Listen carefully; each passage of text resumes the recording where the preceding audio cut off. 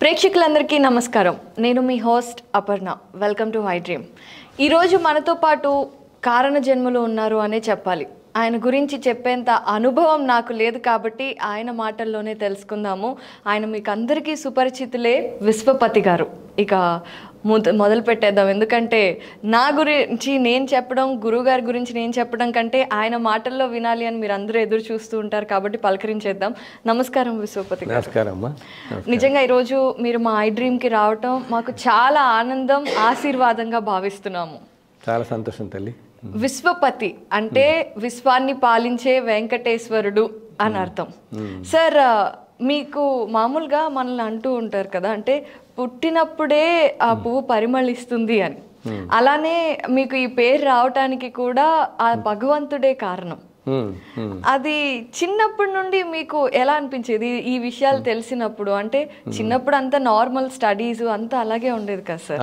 So ఆ connection between you, మీ అమ్మగారు మీకు ఈ పేరు రావటానికి గల కారణం చెప్పినప్పుడు కానివ్వండి, లేదంటే చిన్నప్పుడు మీరు పెరుగుతున్నప్పుడు కానివ్వండి, ఆ ఇంట్యూషన్స్ ఏమన్నా తెలిసేవా? ఉండేవమ్మా. చిన్నప్పటి నుంచి కూడా ముందర అది చాలా యూనిక్ పేరు కదా. ఓకే, ఏదో భగవదత్తంగా అలా వచ్చిన పేరు. సో సంతోషంగా ఉండేది. అండ్ చిన్నప్పటి నుంచి నేను ఇన్ఫ్యాక్ట్ ఇంటర్మీడియట్ చదువుతున్నప్పటి నుంచి కూడా కొంచెం ఇంట్యూషన్స్ ఉండేవి. దగ్గర వాళ్ళకి చెప్తుండేవాడిని, ఇట్లా ఇట్లా జరుగుతుంది, ఇలా ఉండండి జాయింట్ ఉండి. ఆ తర్వాత మామూలు అందులోనే నేను ఐ వెంట్ ఇంటూ ఇంజనీరింగ్ అనమాట. ఇంజనీరింగు ఇంకా ఈ స్ట్రీమ్స్లోకి రావడం జరిగింది. అయితే ఇక్కడ ఒక చిన్న ఇదేంటంటే, ఫస్ట్ మిమ్మల్ని ఇదే అడగాలి అనుకున్నాను. మామూలుగా భగవంతుడు కోరుకుంటేనే ఇలాంటి గిఫ్ట్స్ ఇస్తూ ఉంటారు. ఆయనే స్వయంగా నాకు ఇలా కావాలి అనుకున్నప్పుడే ఇలా పుట్టిస్తూ ఉంటారు. మీకు చిన్నప్పటి నుండే కార్టూన్స్ ఇవన్నీ వేయటం అవి కూడా వచ్చు కదా, అది మీరు హాబీగా నేర్చుకున్నదా లేదంటే మీకు అలా సోల్ పర్పస్ కింద వచ్చేసిందా? అది నేను నేర్చుకోలేదమ్మా, అది జస్ట్ అట్లాగ వచ్చేసింది నాకంతే. అది ప్రత్యేకంగా ఒక ట్రైనింగ్ లాగా ఏంటో ఏం తీసుకోలేదు. ఎప్పుడు లేదు ట్రైనింగ్ కోర్సు అట్లా ఏం తీసుకోలేదు. అంతటా అదే ఒక ఫ్లోలాగా జస్ట్ అట్లా వచ్చింది, అలా వేసుకుంటూ వెళ్ళిపోయాను నేను కార్టూన్స్. ఎప్పుడు అంటే మొదటిసారి మీరు బొమ్మలు వేయటం? మొట్టమొదటిసారి నేను 1971లో ఐ థింక్ నేను 10th క్లాస్ ఇంటర్మీడియట్ చదువుతుండేవాడిని అనుకుంటా. ఇంటర్మీడియట్లో ఉండగా అప్పుడు ఫస్ట్ నా కార్టూన్ ఆంధ్రజ్యోతి వారపత్రికలో ప్రచురింపబడిందమ్మా. అండ్ ఆ రోజుల్లో వాళ్ళు ఆ కార్టూన్కి నాకు కొన్నాళ్ళైన తర్వాత ఒక 5 రూపాయలు మనీ ఆర్డర్ వచ్చింది. సో ఆ రోజుల్లో 5 రూపీస్ అనేది చాలా ఎక్కువ కదా, చాలా సంతోషం అనిపించింది. అసలు మా స్కూల్లో అందరికీ ఆ రోజు ఒక పండగలాగా ఉండేది. నేను అప్పుడు నాగార్జున సాగర్లో చదువుకున్నాను. నేను కొంతకాలం పాటు 6th క్లాస్ నుంచి ఇంటర్మీడియట్ దాకా నాగార్జున సాగర్లో చదివాను. సో చదువుతున్నప్పుడు ఆ ఫస్ట్ ఇయర్లో ఉండగా నేను అంతకుముందు ఎప్పుడప్పుడు అదే ఫస్ట్ నా కార్టూన్ ప్రచురింపబట్టం అనమాట. సో ఆ రోజు ఒక పెద్ద పండుగ వాతావరణంలో మా అందరికీ. సో ఆ తర్వాత నేను హైదరాబాద్ వచ్చేయటం, ఇంజనీరింగ్లో చేరడం జరిగింది. ఇంజనీరింగ్ చదువుతున్న 5 సంవత్సరాలు మళ్ళీ పెద్దగా నేను కార్టూన్స్ వేయలేదు. అండ్ ఆ తర్వాత మళ్ళీ ఎంటెక్లో చేరాను. ఆర్ఈసీ వరంగల్లో ఎంటెక్ చేశాను. ఉస్మానియా యూనివర్సిటీలో ఇంజనీరింగ్ చదివాను నేను. ఆర్ఈసీలో ఎంటెక్ చేసిన తర్వాత మళ్ళీ హైదరాబాద్లో వచ్చి ఇక్కడ ఇంజనీరింగ్ కాలేజ్లో ఆల్విన్లో చేరాను మొదట్లో. అప్పుడు నేను ఆంధ్రప్రభకి వాటికి కార్టూన్స్ వేస్తుండేవాడిని అప్పుడప్పుడు. ప్రభలో చాలాసార్లు వేశాను. ప్రభ అప్పుడంతా మా హేమహేమిలంతా ఉండేవాళ్ళు, పొత్తు వెంకటేశ్వరరావు గారు వీళ్ళందరూ. అలా వేయటం జరిగింది. ఆ తర్వాత కొన్నాళ్ళకి ఒకరోజు ఇండియన్ ఎక్స్ప్రెస్లో అప్పుడు జిఎస్ భార్గవ గారిని మనకి ఎడిటర్ ఉండేవారమ్మా. సో ఆయన అన్నారనమాట, మాకు ఇలాగ ఇండియన్ ఎక్స్ప్రెస్కి ఏమైనా ఒక ఫ్రంట్ పేజ్ కాలం లాగా వేస్తావా అని చెప్పేసి. సో అయితే అప్పుడు నేను అన్నాను, నేను ఇలాగ ఇండస్ట్రీలో జాబ్ చేస్తున్నానండి, ఇలా కంటిన్యూస్గా వేయటం నాకు కుదరదు అంటే, లేదు మీరు వారానికి ఒకసారి కార్టూన్స్ ఇచ్చేసేయండి అన్నారు. సో అట్లా నేను వాళ్ళకు ఒక కాలం 84 నుంచి 90 దాకా 6 సంవత్సరాల పాటు సమ్ ఫన్ అని ఫ్రంట్ పేజ్ కాలం వేశాను వాళ్ళకి. ఇండియన్ ఎక్స్ప్రెస్లో రోజు వచ్చేది, అన్ని సదరన్ ఎడిషన్స్ అన్నింటిలో వచ్చేది మా కాలం. అది అంటే మామూలుగా చిన్నప్పటి నుండి ఏదో ఒక అలవాటుగాను ఏదో ఒక ఇదిగా నేను మూలం గురించి తెలుసుకోవాలనుకుంటున్నాను. ఈ కార్టూన్స్కి ఎప్పుడన్నా మీరు ఏదో ఒకటి చూసి ఆ భావుకతని అనుభవించి ఫస్ట్ టైం వేశారా? అసలు ఫస్ట్ టైం మీరు బొమ్మ వేసిన సంఘటన, ఆ అనుభవం గుర్తుందా? ఎవరికి చూపించారు? ఫస్ట్ టైం ఐ థింక్ మా అమ్మగారు చూపించాను ఫస్ట్ టైం బొమ్మ వేసాను. ముందర యాక్చువల్లీ కార్టూన్స్ కంటే ముందు నేను చిత్రాలని ఆ రోజుల్లో కార్టూన్లతో పాటు ఈ వారపత్రికలన్నింటిలో కూడా చిత్రాలు కూడా వేసేవాడు. అంటే మామూలు పెయింటింగ్స్ అనమాట. పెయింటింగ్స్ ఒకటి కాదు, జస్ట్ మనం బొమ్మలు వేయటం అంటే పిల్లలు బొమ్మలు వేస్తుంటారు కదా, పెన్సిల్ స్కెచెస్ అవి. ఆ రోజుల్లో వారపత్రికలన్నింటిలో కూడా ఈ బొమ్మలకు కూడా చాలా ప్రాధాన్యం ఇచ్చేవాళ్ళు వాళ్ళు. ఎస్పెషల్లీ మన పండగలు ఇట్లా వచ్చినప్పుడు అన్నీ వీళ్ళందరూ, ఇన్ఫాక్ట్ బాపు గారు వీళ్ళందరూ వేసేవాళ్ళు. వాళ్ళతో పాటు మారేమండి సీతారామయ్య అని కొంతమంది ఉండేవాళ్ళమ్మ, వెలటూరి పూర్ణానంద శర్మ గారిని, వీళ్ళందరూ బొమ్మలు వేసేవాళ్ళు చాలామంది. అసలు ప్రతి పేజీల్లో అప్పుడప్పుడు మధ్య మధ్యలో బొమ్మలు కనపడుతుండేవి, ఏదో చిత్రాలు అనమాట. సో ఆ తర్వాత ఏమో మధ్య మధ్యలో ఒక చోట కార్టూన్స్ కూడా కనపడుతుండేవి. సో ఈ బొమ్మలు ఏంటంటే నేను మొట్టమొదటిగా వేసింది ఇంటి పని అని ఒక బొమ్మ వేశాను. మొట్టమొదటి వేసిన బొమ్మ అదే నేను వేసింది, ఇంటి పని అని. ఒకళ్ళు కూర్చుని ఏదో ఇలా బియ్యంలో చేటల్లో బియ్యం చెరుకునే వాళ్ళకి ఆ రోజుల్లో ఇళ్లలో ఆ బొమ్మ వేశాను నేను. అది మొట్టమొదటి నేను వేసిన బొమ్మ, అది ఫస్ట్. అది కూడా ఆంధ్రజ్యోతిలోనే పడింది. అమ్మగారిని ఊహించుకునే వేశారా? అలాగే వేశాను, ఒక అవుట్లైన్ స్కెచ్ లాగా వేశాను అనమాట. అవుట్లైన్ స్కెచ్ లాగా వేశాను అది. ఆ తర్వాత చాలా వాటికి ఇలాగ పండుగలు అవి వచ్చినప్పుడు ఏవో బొమ్మలు వేస్తుండేవాడిని. ఇంకా అనుకోకుండా ఈ కార్టూన్ దాంట్లోకి వచ్చేసాను. కార్టూన్స్ బట్టి ఏంటంటే ఫుల్ టైం కాదు, నేను ఇంజనీరింగ్లో చేస్తున్నాను, కార్టూన్స్ వేస్తూ 88 నుంచి డైలీ. ఆ రోజుల్లో తల్లి అసలు మనం ఏంటంటే ఇప్పుడంతా మనకి చాలా ఫాస్ట్ పేజ్ లైఫ్ అయిపోయింది, కానీ ఆ రోజుల్లో మనం మొట్టమొదట పేపర్ చూడగానే హెడ్లైన్తో పాటు ఫస్ట్ కార్టూన్ చూసేవాళ్ళు. అండ్ అసలు ఆ కార్టూన్లో ఉన్న ఫీల్తోనే రోజంతా వాళ్ళకి ఎంతో హాయిగా ఉంటుంది మనకి అనమాట మొట్టమొదటి. అండ్ చాలా విచిత్రం ఏంటంటే ఒక్కోసారి ఒక్కొక్క కార్టూన్ కూడా ఒక ఎడిటోరియల్లో ఎంత చెప్పగలుగుతాం, మనం ఆ కార్టూన్లో అంత పోర్ట్రే చేయగలుగుతాం, అంత చిన్న ఇమేజ్లో పిక్చర్లో అనమాట. So in fact that used to me, నాకు ఒక చిన్నప్పటి నుంచి ఒక థ్రిల్ ఉండేది. ఏదైనా మార్నింగ్ లేవగానే everyday morning you should have something new to look for. మనం అందరికీ ఉంటుంది కదా మనకి ఏదో ఒకటి. సో ఇలా వేస్తున్నంత కాలం ఈ కార్టూన్ అనమాట, రోజు కొత్త కార్టూన్ కనపడుతూ ఉంటుంది ఫ్రంట్ పేజ్లో. అండ్ ఆ రోజుల్లో అందరూ అప్పటి చీఫ్ మినిస్టర్లు అనండి, పెద్ద పెద్ద మన హైదరాబాద్లో డాక్టర్స్ అందరు చూస్తుండేవాళ్ళు. అప్పట్లో మనకి మీడియమే న్యూస్ పేపర్, బాగా మీడియమే న్యూస్ పేపర్ కదా.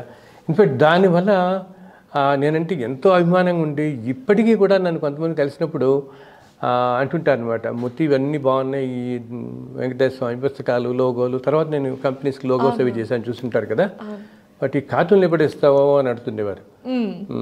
ఇన్ఫాక్ట్ నేను ఒకసారి ఆ రోజుల్లో మా అమ్మగారికి ఏదో ట్రీట్మెంట్కి అది తీసుకెళ్తున్నప్పుడు ఒక పెద్ద సిటీలో ఒక పెద్ద కార్డియాలజిస్ట్ డాక్టర్, ఆయన చాలా ఫేమస్ అనమాట, ఆయన దగ్గరికి వెళ్ళేవాళ్ళం ట్రీట్మెంట్కి. తీసుకెళ్ళి అంతా మాట్లాడుతున్నప్పుడు మీరు ఎక్కడ చేస్తారు ఏదో అడిగారు అనమాట. నేను ఆల్విన్లో చేస్తానండి అని చెప్పి ఇంట్రొడ్యూస్ చేసుకుని అంతా మాట్లాడటం అయిపోయింది. అమ్మకి ఏదో ప్రిస్క్రిప్షన్ అది రాసి ఇచ్చేస్తారు. ఆ తర్వాత లాస్ట్లో నేను జస్ట్ లేచి ఇలా వెళ్తూ నేను ఇండియన్ ఎక్స్ప్రెస్లో కార్టూన్స్ కూడా వేస్తుంటానండి ఆయన. అందుకని ఒక్కసారి ఆయన కూర్చుని ఆయన లేచి నుంచి, ఓ విశ్వపతి నువ్వేనా అయితే, రోజు నీ కార్టూన్ చూసే మార్నింగ్ 6:30కి నేను హాస్పిటల్కి వస్తాను, and that keeps me going all through the day, morning to night, that gives me very pleasant every day in the morning అన్నారు. సో మనకి అంతకంటే ఏం కావాలి. ఇప్పటికే ఆయన కలిసినప్పుడల్లా అప్పటి నుంచి చాలా అభిమానంగా ఉంటారు, ఇప్పటికి కలిసినప్పుడు అంటుంటారు కార్టూన్లు ఎప్పుడు వేస్తూ ఉంటుంటారు. అంటే అవును నిజమే అండి. అంటే అప్పట్లో కాదు, మేము చిన్నప్పుడు చదువుకునేటప్పుడు కూడా ఫ్రంట్ పేజ్లో ఒక చిన్న కార్నర్లో కార్టూన్ కంపల్సరీ ఉంటుంది. అయితే మీకు ముఖ్యంగా కార్టూన్స్ వేసే టైం నుండి మీ జర్నీ మాట్లాడుకుంటున్నాం కాబట్టి అప్పట్లో మీకు ఎక్కువగా మంచితనం, హ్యూమన్ వాల్యూస్ అవి ప్రజెంట్ చేసే తత్వంలోనే కార్టూన్స్ కానివ్వండి అన్నీ ఉండేవి. సో మీకు ఆ ఊహా దృక్పథం కానివ్వండి, లేదంటే విలువలు కానివ్వండి, పుస్తకాలు చదవడం ద్వారా వచ్చిందా, లేదంటే ఎలా? అది ఇన్బిల్ట్ తల్లి, అది మనకి తెలియదు. మనం సంస్కారాలు అనేవి, మన మంచితనం, ఈ సంస్కారం అనేది ఇది జన్మజన్మల నుంచి వస్తుంటుంది మనకి. అది మనం చాలామంది మన వాళ్ళు అంటారు, సాధారణంగా చెప్పేది ఏంటంటే తరాల నుంచి పెద్ద తరాల నుంచి పెద్దవాళ్ళ దగ్గర నుంచి మన సంస్కారం అందిపుచ్చుకుంటాము, పిల్లలకి సంస్కారం అంటాం కదా, అది కొంతదాకానే. ఎందుకంటే మనం చూడండి, ఒకటే కడుపున పుట్టిన పిల్లలు కూడా నలుగురు 4 విధాలుగా గ్రో అవుతారు. నలుగురికి ఒకే సంస్కారం ఉంటుందా? ఉండదు. మరి పూర్తిగా మన పైతర నుంచే రావాలి అంటే నలుగురికి సంస్కారం ఉండాలి, ఒకే సంస్కారంలో పెరగాలి కదా. ఒకే పరిస్థితుల్లో పెరిగిన వాళ్ళు, ఒకే జీవన విధానంలో ఉండి, ఒకే కుటుంబంలో ఒకే తల్లిదండ్రులు పుట్టిన వాళ్ళు, బట్ ఒకళ్ళు ఒకలా ఉంటారు, ఇంకో సంస్కారం ఇంకోటి. సో ఈ మన సంస్కారం కానీ మన ఆలోచనలు మన విచక్షణ జ్ఞానం మన మంచి చెడు ఏం డిఫరెన్షియేట్ చేస్తాం మన థాట్ ఇవన్నీ ఏంటంటే మనం జన్మల నుంచే మోసుకొస్తాం.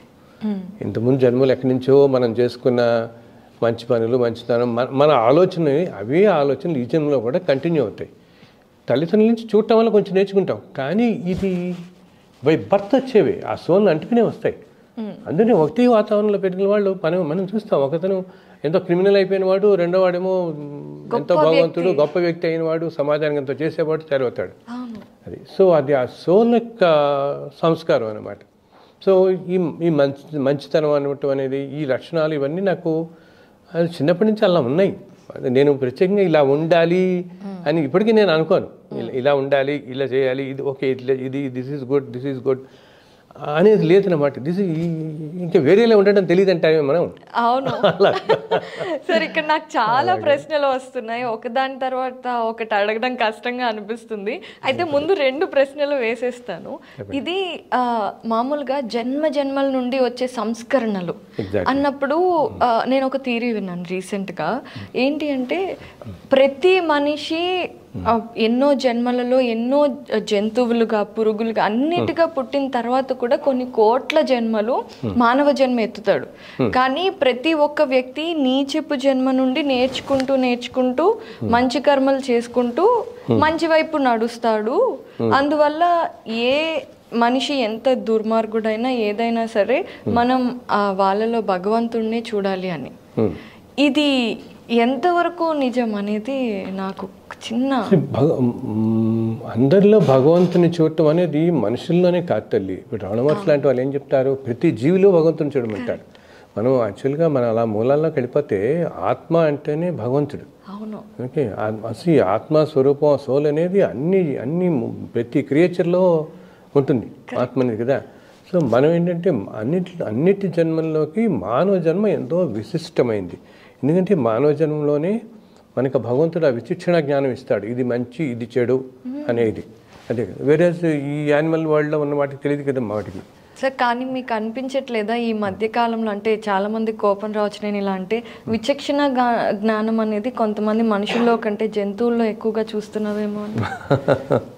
అంటే ఇవన్నీ కాలంతో జరిగే మార్పులు అనమాట. కాలంలో సంవత్సరాల తర్వాత గడుస్తున్న కొద్దీ ఏంటంటే మనుషులు అధర్మంగా ప్రవర్తించడం, బేసిక్ వాల్యూస్ ఇవిలో కోల్పోవటం కానీ, ఇది ఒక సైకిల్ తల్లి. ప్రతి యుగంలోనూ ఈ సైకిల్ ఇట్లా ఉంటూనే ఉంటుంది. ఒక 400-500 సంవత్సరాలు. ఇప్పుడు మనం అంటాం కదే, మన వాళ్ళందరూ అంటారు మా చిన్నప్పుడు కాలం బాగుండేది అంటారు. మనం పాత సినిమాల్లో చూస్తే 1950s ఒక ఆయన అంటుంటాడు కాలం చాలా మారింది నాయన అని. అప్పుడు అంటుంటాడు 1950లో అప్పటికే కాలం మారింది నాయన అంటుంటాడు ఆయన. సో ఇంకేమనుకుంటాడు. సో ఇది ఒక 100 సంవత్సరాల క్రితానికి అప్పుడుండే ధర్మం కానీ అప్పుడుండే వాల్యూస్ కానీ ఇప్పుడు మనకి బాగా తగ్గిపోయాయి. ఇది ఒక న్యాచురల్ సైకిలే అనమాట. మామూలుగా ఒక 500 yearsకి ఒకసారి ఈ మార్పులు వస్తూ ఉంటాయి, మళ్ళీ మనుషుల్లో మంచితనం వస్తూ ఉంటుంది. సో మీరు అన్నది ఇందాక అన్నట్టు ఈ భగవతత్వం అనేది అందరిలో ఉంటుంది, మనం అది గ్రహించాం అంతే మనం. సో మనం ఎన్ని జన్మల నుంచి ఈ సంస్కారంలో ఇలా మోసుకొస్తుంటాం, దాని ప్రకారం వెళ్ళిపోతుంటాడు మనిషి. కానీ ప్రతి మనిషిలో భగవంతుని మనం చూడగలమే నేర్చుకోవాలి. అవును. అయితే ఇక్కడ ఒక ధర్మబద్ధమైన ఒక సందేహం ఎప్పటి నుంచో నాకుంది, మీరు సరైన మనిషి కాబట్టి నేను అడగాలనుకుంటున్నాను. ఏంటి అంటే ఇప్పుడు చాలా మంది మీరు అన్నట్టుగా మంచి వాళ్ళు ఉంటారు, చెడ్డ వాళ్ళు ఉంటారు. కొన్నిసార్లు మంచి వాళ్ళు ఏ తప్పు చేయకపోయినా అన్యాయంగా ఒకరి వల్ల బాధపడతారు, వాళ్ళ జీవితంలో ఎన్నో కోల్పోతారు. అలాంటి సమయంలో కూడా మనం వాళ్ళకి చెడు జరగాలని కానీ ఏమి అనుకోకపోయినా జస్టిస్ జరగాలి అనేది ఒక థాట్ ఉంటుంది. ఆ థాట్ అనేది ఉంటుంది కరెక్టే. ఒకటి కర్మ అనేది ఖచ్చితంగా ఏది మనం చేసే తప్పుకి మంచికి ఫలితాన్ని అనుభవించాలి అని అంటాం కదా. కానీ చూస్తుంటే కొద్దీ మంచివాడు బాధపడుతూనే ఉన్నాడు, వాళ్ళని బాధ పెట్టిన వాళ్ళు పైకి వెళ్తూనే ఉన్నారు అనేది చాలా ఎక్కువగా ఉంటుంది. సో నిజంగా కర్మ అంటే ఇది జరుగుతుందా, జస్టిస్ అనేది వస్తుందా అనేది ఒక క్వశ్చన్. రావాలి వస్తుంది. అదేంటంటే మనకి ఈ జన్మలో మనకు కనపడకపోవచ్చు, జస్టిస్ అనేది తప్పకుండా వస్తుంది. మనకంటే ఈ జన్మలో మనకి కంటికి ఇప్పుడు కనపడదు. మనం ఏం చేస్తాం, మనం ఏదైనా విషయాన్ని ఇప్పుడు మనం ఈ ఫ్రేమ్వర్క్లో ఇప్పుడు చూస్తున్నది బట్టి అనుకుంటాం కదా. ఈ జన్మలో వీడు ఇట్లా ఉన్నాడు, ఇంత అన్యాయాలు చేస్తున్నా ఇంత అనుభవిస్తున్నాడు, ఈ మనిషి ఏమో ఇంత ధర్మంగా ఉన్నా ఇన్ని కష్టాలు పడుతున్నాడు, ఇదేంటి ఈ జన్మలోనే చూస్తున్నాం. కానీ లైఫ్ సోల్ ట్రావెల్ అనేది వెరీ బ్రాడ్ స్పెక్ట్రమ్, వేల కోట్ల జన్మల నుంచి. సో ఈరోజు ఇంత భోగభాగ్యాలు అనుభవిస్తున్న మనిషి ఇంతకుముందు జన్మల్లో ఎంతో పుణ్యం చేసుకుని ఉంటాడు, ఎంతో పుణ్యం చేసుకుని ఉన్నాడు. కాబట్టి పాప పుణ్యాలు రెండూ చేసుకుని ఉంటాడు. సో ఆ పుణ్యం అంతా ఇప్పుడు అనుభవిస్తున్నాడు మనిషి. సో ఈ పాపం అనిపించే టైము వస్తుంది, కానీ మన కంటికి కనపడుతుంది పుణ్యం అనిపిస్తున్న టైమే కదా. మనం ఇంత బ్రాడ్గా ఆలోచించాం కదా, మనం అనుకోం. మన కంటికి కనపడేది మనం చూస్తాం. బికాస్ ఇంత స్పెక్ట్రంలో ఊహించుకుని చేసుకోవటం అనేది చాలా కష్టం, సామాన్యంగా మనకి అర్థం చేసుకుని కష్టం. కాబట్టి మనం ఇమ్మీడియట్గా అనుకుంటాం. అందుకని నేను ఎప్పుడు అంటాను, మనం ఎప్పుడు జడ్జిమెంటల్గా ఉండకూడదు తల్లి ఏ విషయంలోనూ కూడా. బికాస్ మనకి తెలిసింది మన కంటికి కనపడేది, మనం ఇప్పుడు చూస్తున్నది, మన ఎమోషన్స్ కూడా ప్లే చేస్తాయి. ఒకటే ఇన్సిడెంట్ని నలుగురు 4 రకాలుగా చూస్తారు. ఓకే, మనం ఒకలాగా ఎమోషన్స్ ఇంకో ఇప్పుడు ఎందుకు మన అన్నయ్యో తమ్ముడో ఉంటాడు అనుకుందాం, వాళ్ళతో కూడా మీకు 10 ఏళ్ళప్పుడు ఒకలా ఎమోషన్ వస్తుంది, 20 ఏళ్ళ కోలా వస్తుంది, 40 ఏళ్ళ కోలా వస్తుంది, 60 ఏళ్ళకి వస్తుంది. ఈ కాలంతో పాటు ఎమోషన్స్ మారుతుంటాయి కదా. సో అంటే ఏంటి, ఏది కూడా మనం జడ్జిమెంటల్గా ఉండకూడదు. ఇప్పుడు ఈ జన్మలో వాడు మన తమ్ముడు అన్నయ్య అన్నంత మాత్రాన మనం ఇలాగే ఉండాలి అనుకుంటే ఎట్లా? మనం ఏదో జన్మల్లో బంధం ఎక్కడో ఉన్న రుణం వల్ల వాళ్ళు మనకి ఇప్పుడు మనతో పాటు అన్నయ్య తమ్ముడో పుడతారు. సో దాని ప్రకారమే అతను నడవడకు కూడా ఉంటుంది. ఓకే, అతను మనతో మంచిగా ఉంటున్నాడా, మధ్యలో ఎందుకు ఏదైనా మన ఇద్దరి మధ్య ఈ ప్రాబ్లమ్స్ వస్తున్నాయి, ఇట్లాగనమాట. ఇవన్నీ పూర్వజన్మల వాసన వల్ల మనుషులు మంచిగా కదులుతాయి మనకి. కానీ నేననే ఎప్పుడు కూడా అందుకని మీరనే అరే మంచితనం ఎంతో గొప్ప భేద పండితుల ఇళ్లలో పుట్టిన మహానుభావులు కానీ పిల్లలు కానీ, కొంతమంది పిల్లలు ఎందుకు చెడు మార్గాలు పడుతున్నారు, మరి కేవలం వంశపారంపర్యంగానే పూర్తిగా రావాలంటే వీళ్ళందరూ అద్భుతంగా ఉండాలి కదా. సో ఏ సోల్ ట్రావెల్ వాళ్ళదే మళ్ళీ అంతే. సో వాళ్ళకున్న పూర్వజన్మలు దాన్ని బట్టి వాళ్ళ భర్త ఇక్కడ తీసుకుని అది ఆ జీవి ఎలా ఎదగాలో అలా ఎదుగుతూ పోతుంటే ఈ టైంలో వీళ్ళ కలవాలి, ఈ టైంలో వీళ్ళ కలవాలి, ఈ విధంగా జీవితం కలవాలి, మళ్ళీ నెక్స్ట్ జన్మలోకి నెక్స్ట్ వెళ్ళిపోతారు వీళ్ళు. Right, it's vast subject. మనం మాట్లాడుకుంటూ చాలా బ్రాడ్ స్పెక్ట్రమ్ అన్నమాట, బ్రాడ్ స్పెక్ట్రమ్. అది గబుక్కుని మనం సింపుల్గా విజువలైజ్ చేసుకోవడం కూడా మనకి చాలా కష్టం అవుతుంది. చాలా నిజమే. అంటే ఆ జర్నీ ఆర్ ఒక చిన్న ఎక్స్పీరియన్స్ అయినా ఉన్నప్పుడు ఏమవుతుందంటే మనం ఈక్వల్గా ఒక సెకండ్ వస్తుంది ఆ థాట్ అంతా ఒకళ్ళే కదా అని, కానీ వెంటనే మళ్ళీ మనకి లేదు అక్కడ అలా జరిగింది ఇది అందులో పడిపోతూ ఉంటాము. నిజమే. సో మళ్ళీ మాయ కప్పిస్తుంది అంటుంటారు కదా. అవును.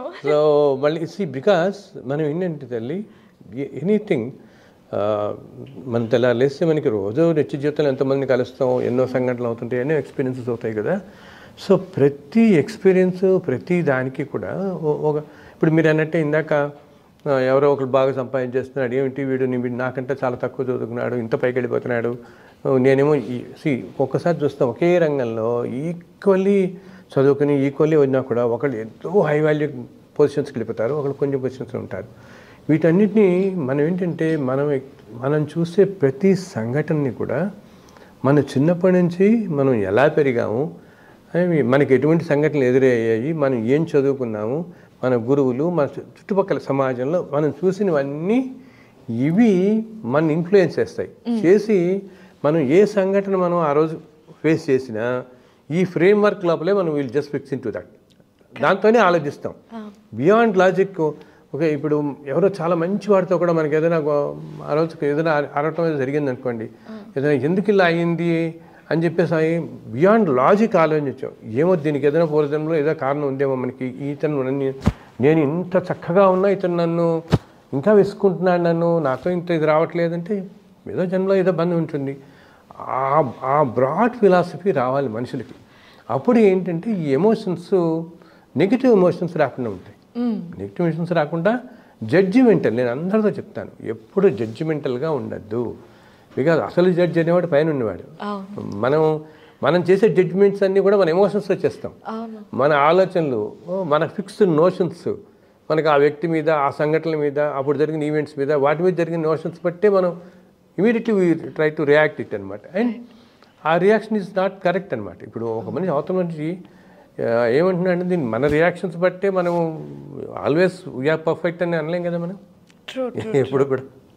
నిజమే. అంటే ఇప్పుడున్న మిలీనియల్ జనరేషన్స్ ఏవైతే ఉన్నాయో ఫాస్ట్ జడ్జ్మెంట్స్, ఫాస్ట్ ఫార్వర్డింగ్ అంతే. Right right. అక్కడ కట్ చేయడం, let it go, let's go to the new experience. So ఒక గురువు గారు అంటే విన్నాను, అంటే ఇన్ని ఎక్స్పీరియన్సెస్ కూడా మనసుని, మైండ్ని కల్ప్రిట్ చేసేస్తాయి, కన్ఫ్యూజ్ చేసేస్తాయి. Keeping to the minimum is always good for your soul purpose అని. సో దాని గురించి మీరేమంటారు? అంటే అవన్నీ మనసులో పెట్టుకోకూడదు. మనసులో పెట్టుకోకుండా మనం ప్లెజెంట్ స్టేట్ ఆఫ్ మైండ్లో ఎప్పుడూ పాజిటివ్ థాట్స్తో వెళ్ళిపోతూ ఉండాలి. అప్పుడు మన మైండ్ కూడా ప్యూర్గా ఉంటుంది. భగవంతుడు తత్వం అంటే ఏంటమ్మా? Purity of mind. అబ్సల్యూట్లీ. నేను అందరికీ తెలుసు కదా, చాలా పుస్తకాలు రాశాను నేను. ఓకే, మొత్తం 28 పుస్తకాలు రాశాను. 28 పుస్తకాల్లో 18 పుస్తకాలు వెంకటేశ్వర స్వామి మీద రాశాను. కానీ చాలామంది అండ్ ఈ పుస్తకాలన్నీ ఎన్నో వేద పాఠశాలలో చదువుతారు, పీఠాధిపతులు చదువుతారు, ఎంతోమందికి ఎన్నో మెడికల్స్ అవుతున్నాయి. ప్రపంచం అన్ని యూనివర్సిటీస్లో ఉన్నాయి ఇప్పుడు. ఏమి కానీ నేను మీకు ఒక ఆశ్చర్యకరమైన విషయం చెప్పిన, నేను ఇన్ని రాసినా కూడా నా పూజమ్మ ఒకే నిమిషం రోజుకి, అంటే ఒక్క నిమిషం. నాకు చక్కగా చెప్తున్నాను ఓపెన్గా, నేను ప్రపంచం మొత్తానికి నాకు విష్ణు సహస్రనామం నేను చదవలేను, చదవకమని పుస్తకం చూడకుండా నేను చదవలేను. లలిత సహస్రనామం నాకు రాదు, ఏమి నా కానీ నేను ఎప్పుడే అనుకుంటానంటే అందరూ మంచితనం కోరుకుంటాను. రోజున స్నానం చేసి దేవుడి దగ్గర నుంచి ఒక్క నమస్కారం పెట్టి ప్రపంచం మొత్తాన్ని చల్లగా చూడాలని అనుకుంటాను, అంతే. అండ్ అసలు ఇంకోటి, మనం ఒక్కోసారి కొంతమంది ఏం చేస్తారు, ఏదో ఎక్కడో వచ్చాడు చాలా మహానుభావుడు ప్రవచనం చెప్తున్నాడని వెళ్తారు, ఓ 2-3 గంటలు కూర్చుంటారు, చాలా బాగుంది అనుకుంటారు. అక్కడి నుంచి బయటికి రాగానే మనం ఆటో ఎక్కుతుంటే ఆటో వాడిని 4 తిడతాం మనం పట్టుకుని. ఎందుకు ఇంకా పాజిటివిటీ మనకి? అవునా? ఇప్పుడు ఈ ప్రవచనాలకు వెళ్ళిన తర్వాత వాటి వల్ల నీ మైండ్ మారాలి, ఆలోచనలు మారాలి. వెంటనే ఆ నెగిటివిటీ తెచ్చుకోకూడదు. అసలు భగవంతుడితో కనెక్ట్ అవ్వటం అనేది ఒక టైం లేదు. మనం పొద్దున్నే నేను ఇలా ఒక జపం చేస్తానో, యజ్ఞం చేస్తానో, యాగం చేస్తానో అనే కాదు, 24 గంటలు కనెక్ట్ అయ్యి ఉండొచ్చు కదా మనం. భగవంతుడి తత్వమే అది కదా, ఎప్పుడు కనెక్ట్ అయ్యి ఉండొచ్చు. ఎప్పుడు ఈ భగవంతుడి తత్వం ఏమంటాడు అని ఆయన దీంతో ఒక విధమైన ప్రశాంతంగా ఉండటం, అందరితో చక్కగా నవ్వుతూ ఉంటే purity, simple purity, that is మన వాళ్ళు అల్టిమేట్ బ్లిస్ అంటారు. అంతకంటే ఆనందం ఇంకోటి ఉండదు మనకి. అందుకంటే చిన్నపిల్లలు భగవంతుడు అంటానే వాళ్ళకి, బికాస్ ఆ టైంకి ఏంటి, ఆ ఏజ్లో వాళ్ళని ఏమి ఎక్స్టర్నల్ ఫ్యాక్టర్స్ ఇన్ఫ్లుయెన్స్ అయ్యే వాళ్ళని. 40 ఏళ్ళు వచ్చేప్పటికి ఇవన్నీ గోత్రు అవుతారు కదా, ఇన్ని ఇన్ఫ్లుయెన్స్ చేసేసి వాళ్ళకన్నీ ప్రీ కన్సీవ్డ్ నోషన్స్ అన్నీ వచ్చేస్తాయి పెద్ద దాని మీద, వచ్చేసి ఆ ప్రకారం యాక్ట్ చేస్తారు. వాళ్ళకి ఏమి ఉండదు, ఎంతో ప్యూర్ మైండ్స్. అందుకని భగవతత్వం అదే. వాళ్ళని భగవంతుడితో ఎందుకు పోలిస్తాం మనం అంటే అంత ప్యూర్గా ఉండటం. అది యాక్చువల్లీ మన ప్రతి మనిషి కూడా ఎప్పుడు అలా ఉండటం నేర్చుకోవాలి మనం. దానికి ఒక ఫిక్స్డ్ టైమింగ్స్, నేను పొద్దున్న 4 గంటలు పూజ చేసుకున్నప్పుడు ప్రశాంతంగా ఉంటాను, తర్వాత ప్రశాంతంగా ఉంటానంటే ఎట్లాగా కదా. అసలు ఇవన్నీ మనం చేసే ఏ రిచువల్స్ అన్నీ కూడా ఏదైనా ఒక పూజ చేయటం, ఒక స్తోత్రం చదవటం, ఇవన్నీ ఎందుకో భగవంతుని దగ్గరికి ఇంకా దగ్గరికి తీసుకెళ్ళడం కోసం మనుషుల్ని, అంతే కదా.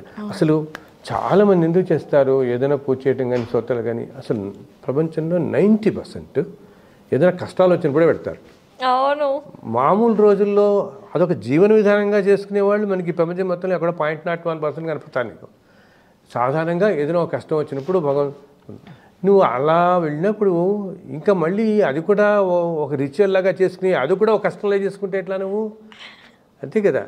అండ్ కొంతమంది ఏం చేస్తారు, వాళ్ళు అనుకుంటారు నేను 40 సార్లు చేద్దాం అనుకున్నాను సార్, నా దగ్గర నాకు ఫోన్ చేసి ఒక ఆయన మొన్న అన్నాడు, సార్ నేను 108 సార్లు పారాయణం చేద్దాం అనుకున్నాను, ఏంటో 45 నా పని అయిపోయింది, నా వల్ల కావట్లేదు అసలు ఇది, 2 సార్లు కూర్చోలేకపోతున్నాను.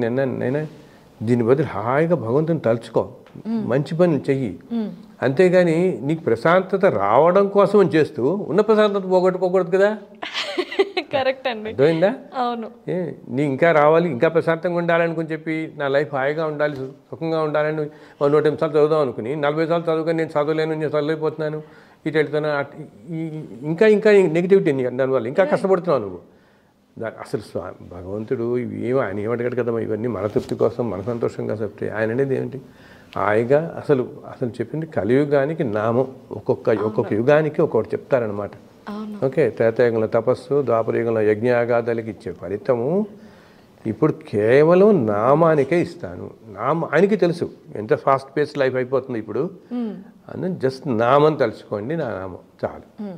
నేను అనేది చెయ్యకూడదు అంటలే, చక్కగా యజ్ఞం యాగాలు చేయడం మంచి, దానివల్ల వచ్చే పాజిటివిటీ ఆస్పెక్ట్స్ అవన్నీ ఉన్నాయి. బికాజ్ యజ్ఞంలో వేసే ఆ యాగాల్లో వేసే ద్రవ్యాలు వాటి వల్ల నేచర్లో ఎంతో ప్యూర్ అవుతుంది.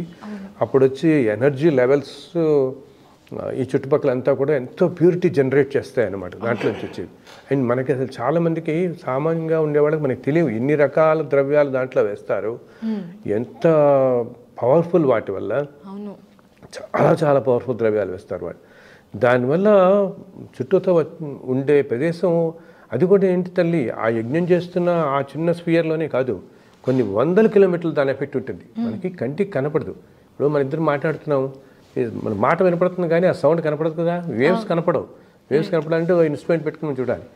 అలాగా ఆ యజ్ఞం చేస్తున్నప్పుడు ఉండే వేవ్స్ కూడా ఆ పాజిటివ్ ఎనర్జీ వేవ్స్ ఎంతో చేసి ప్రజలు అక్కడున్న చుట్టుపక్కల ప్రజల్లో ఒక పాజిటివ్ థింకింగ్ జనరేట్ చేస్తాయి. అందుకనే పాతకాలంలో ఎప్పుడూ మహర్షులు, రాజులు మనం వింటాం కదా, మహాభారతంలో జన్మేజయుడు ఇలా చేశాడు, యజ్ఞం చేశాడు, యాగం చేశారు. ఈ యాగాలన్నీ అప్పుడు ఎందుకు కంటిన్యూస్గా జరుగుతూ ఉండేవంటే దానివల్ల ప్రజలలో థింకింగ్ కూడా ఒక పాజిటివ్గా వెళ్తుంది. పాజిటివ్ థింకింగ్లో వెళ్తాం మనం అని చెప్పి అనమాట. దానివల్ల పాజిటివిటీ జనరేట్ అవుతుందని. బట్ అయితే ఇండివిజువల్ లెవెల్లో నేను చెప్పేది ఏంటంటే రిచువలిస్టిక్గా అది ఎక్కడి దాకా అంటే అది మనని బాధ పెట్టేలాగా వెళ్ళకూడదు. అండ్ భగవంతుడు ఏమనుకోడు. ఆ మధ్య నాకు ఒకళ్ళు ఫోన్ చేసి చెప్తున్నా, దేనికో వాళ్ళు పాప ఏదో మొక్కుకున్నారు, చాలా కష్టాల పరిస్థితిలో ఉండి, ఒక 5,000 రూపాయలు ఏదో వేస్తాం స్వామి ఈ కష్టాల నుంచి బయటపడి, అసలు ఫైనాన్షియల్లీ చాలా కష్టంలో ఉండి 5,000 రూపాయలు ఏదో మొక్కు కట్టి ఆయన ఎక్కడ పెట్టుకున్నాడు అనమాట.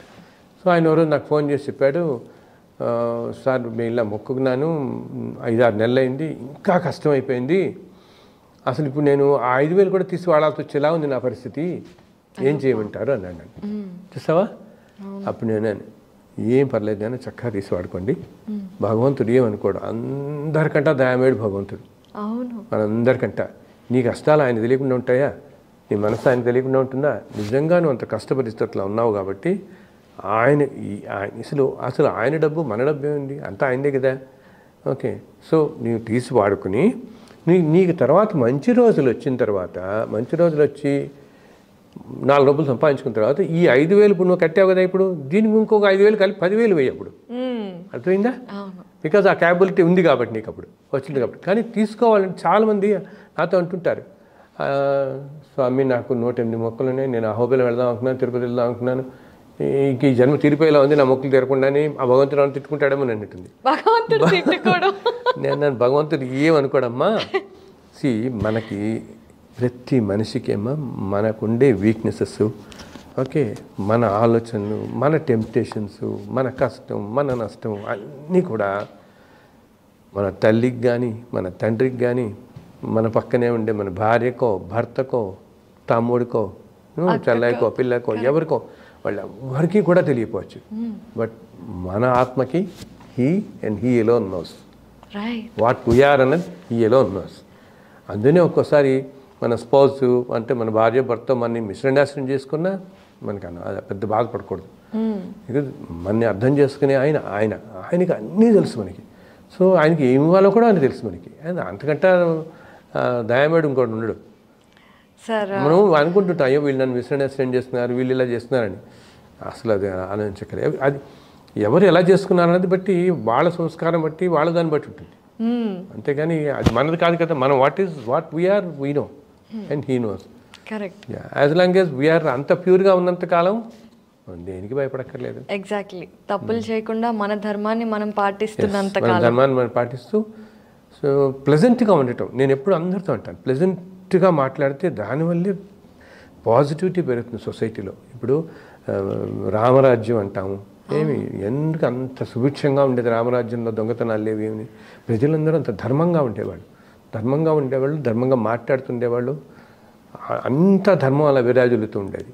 ఇప్పుడు నెగిటివిటీ రాను రాను రాను రాను మనకి ఎందుకు వస్తుంది? ఇప్పుడు ఒక 500 సంవత్సరాలకి, 200కి, 100కి పోతుంటే అలా రాను రాను తగ్గుతూ పోతుంది ఆ పాజిటివిటీ. ఒక 100 ఏళ్ల క్రితం మనుషుల్లో ఆ ఆప్యాయతలు, అభిమానాలు ఉండేవి, అవి తగ్గుతూ పోతుంటేనే నెగిటివిటీ అవుతుంది, ప్రపంచంలో ఎక్కువ పెరుగుతూ పోతుంది అనమాట.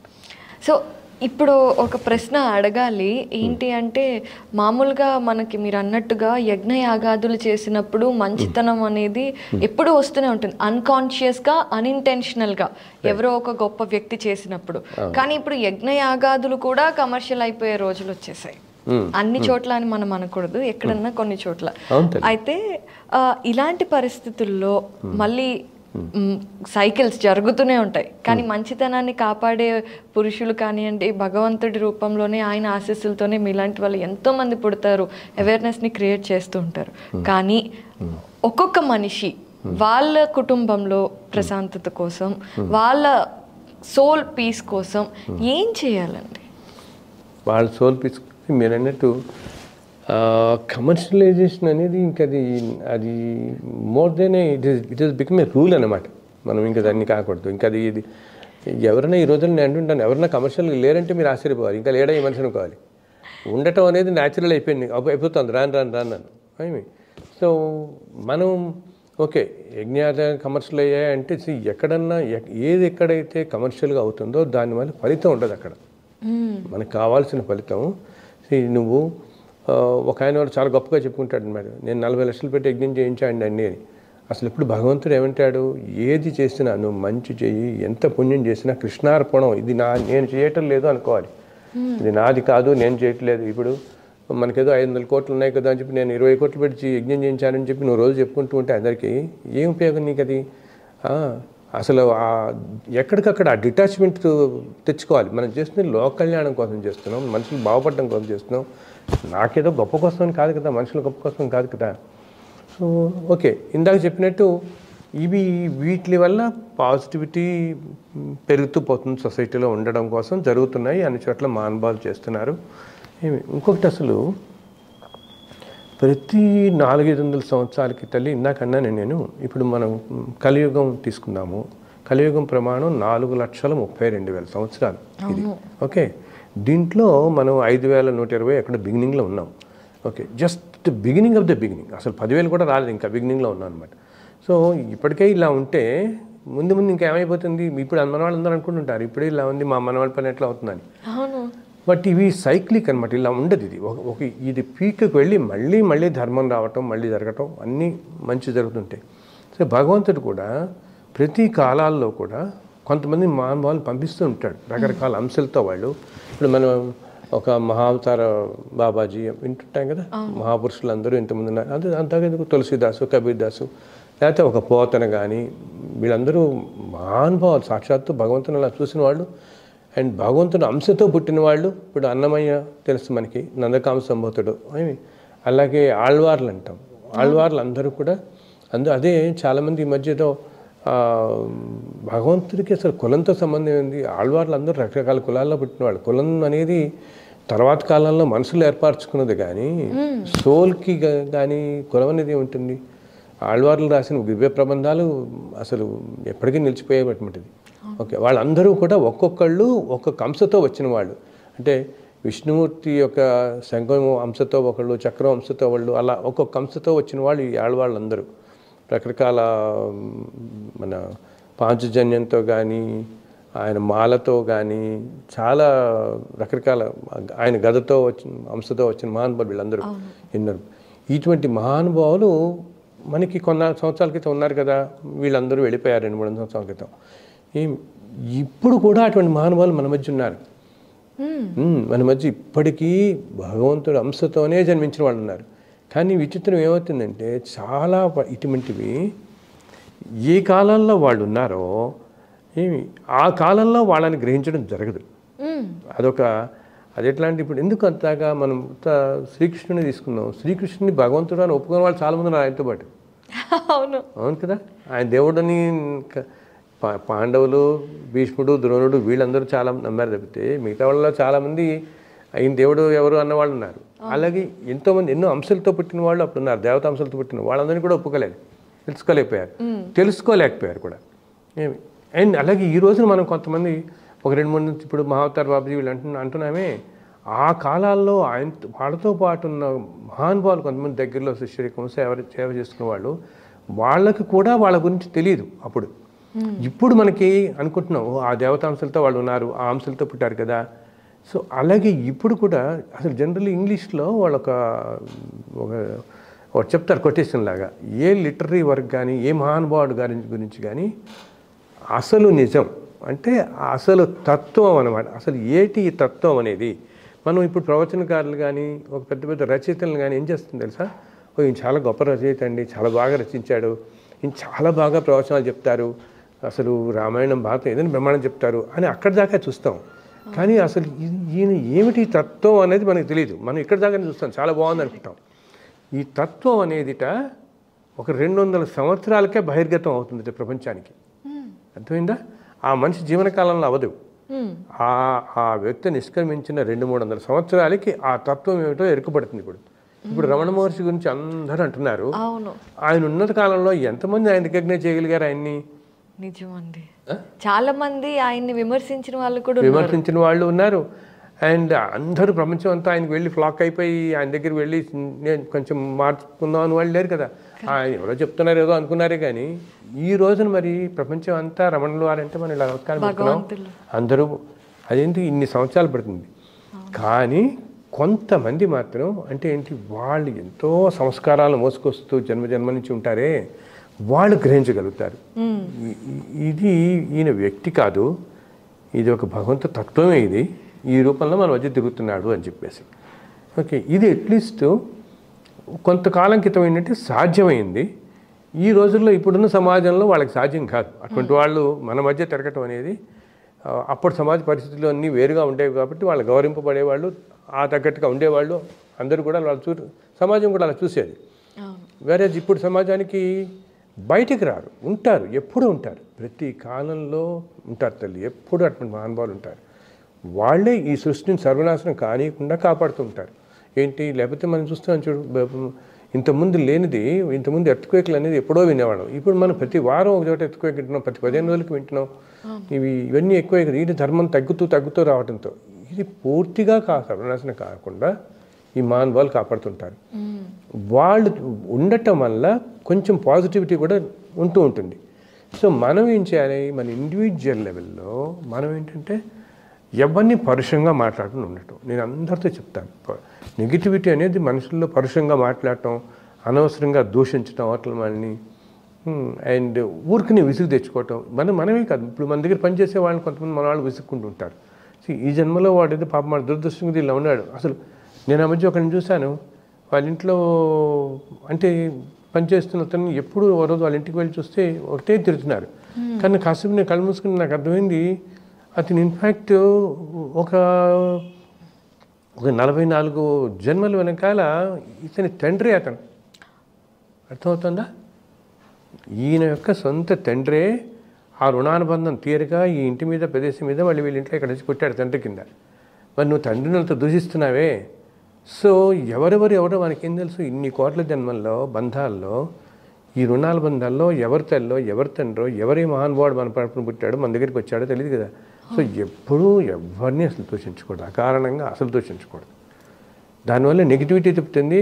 మనం అందరూ ఏమనుకుంటారు, మంచి మోక్షం పెద్దవాళ్ళు అనేది కదా, నాకు మోక్షం కావాలి. నన్ను పెద్దవాళ్ళు నాకు రోజు 100 మంది ఫోన్ చేసి 50 మంది సార్ మోక్షం కావాలి సార్ అంటారు. అదేదైనా అదే నాకు అలాగే నాకు ఇంకా ఎన్ని జన్మలు ఉన్నాయో చెప్పండి సార్ అంటారు. అంటే నేనంటే కొంతమంది ఎవరితో ఒక్కడితో ఆ మధ్య ఎవరితో ఒక్కడితో అన్నాను, మీకు ఇంకో 200 జన్మలు ఉన్నాయండి అన్నాను. అమ్మో 200 ఉన్నాయా, నేను ఇంక ఇదే లాస్ట్ అనుకుంటున్నాను అన్నారు. అమ్మా 200 జన్మలు అంటే ఎంత తక్కువ తల్లి, నీకు ఇన్ని కోట్లాది జన్మల నుంచి వస్తున్నావు. ఇప్పుడు మనం జస్ట్ ఒక్కొక్క యుగంలో ఇప్పుడు ఈ 4 లక్షలు అన్నాను కదా, దాపుర యుగం 8 లక్షలు ఏమి, ఆ తర్వాత వెనకాలకి వెళ్తే 12-16 లక్షలు అలా ఉంటాయి. ఇన్ని కోట్ల జన్మల నుంచి వస్తున్నాం మనం. ఇంకా నీకు ముందు ఇంకా కొన్ని కోట్ల జన్మలు వెళ్ళాలి నువ్వు. ఇంకా అటువంటి నీకు 200 జన్మలోనే మోక్షం వచ్చేస్తుందంటే ఎంత సంతోషపడాలి మనం. నాకు ఇప్పుడే కావాలి మోక్షం. అదేదో ఏదో అంటాం చూడండి, మన ఆఫ్ ద షెల్ఫ్ ప్రోడక్ట్ లాగా. సో నేను ఎప్పుడు బీ సింపుల్, ఎక్కడ అహంకారం ఉండకూడదు తల్లి. ఎంతటి వాళ్ళనైనా అహంకారమే పడేస్తుంది మనిషిని. అహంకారం అండ్ కలియుగంలో ఏంటంటే మనుషులందరినీ కూడా, అది ఎప్పుడో మన పురాణాల్లో చెప్పారు, ధనానికి లోబడిపోతారు అందరూ. The most dearest to their heart ఏంటంటే మనీ అనమాట, డబ్బే. ఆ డబ్బు కోసం ఏం చేయడానికైనా తెగించరు. ఏమి ఏదైనా ఎంత దూరమైన తల్లిని, తండ్రిని, అన్నదమ్ముని, ఎవరినైనా మోసం చేయడానికి, ఎవరినైనా కష్టపెట్టడానికి సిద్ధమైపోతారు.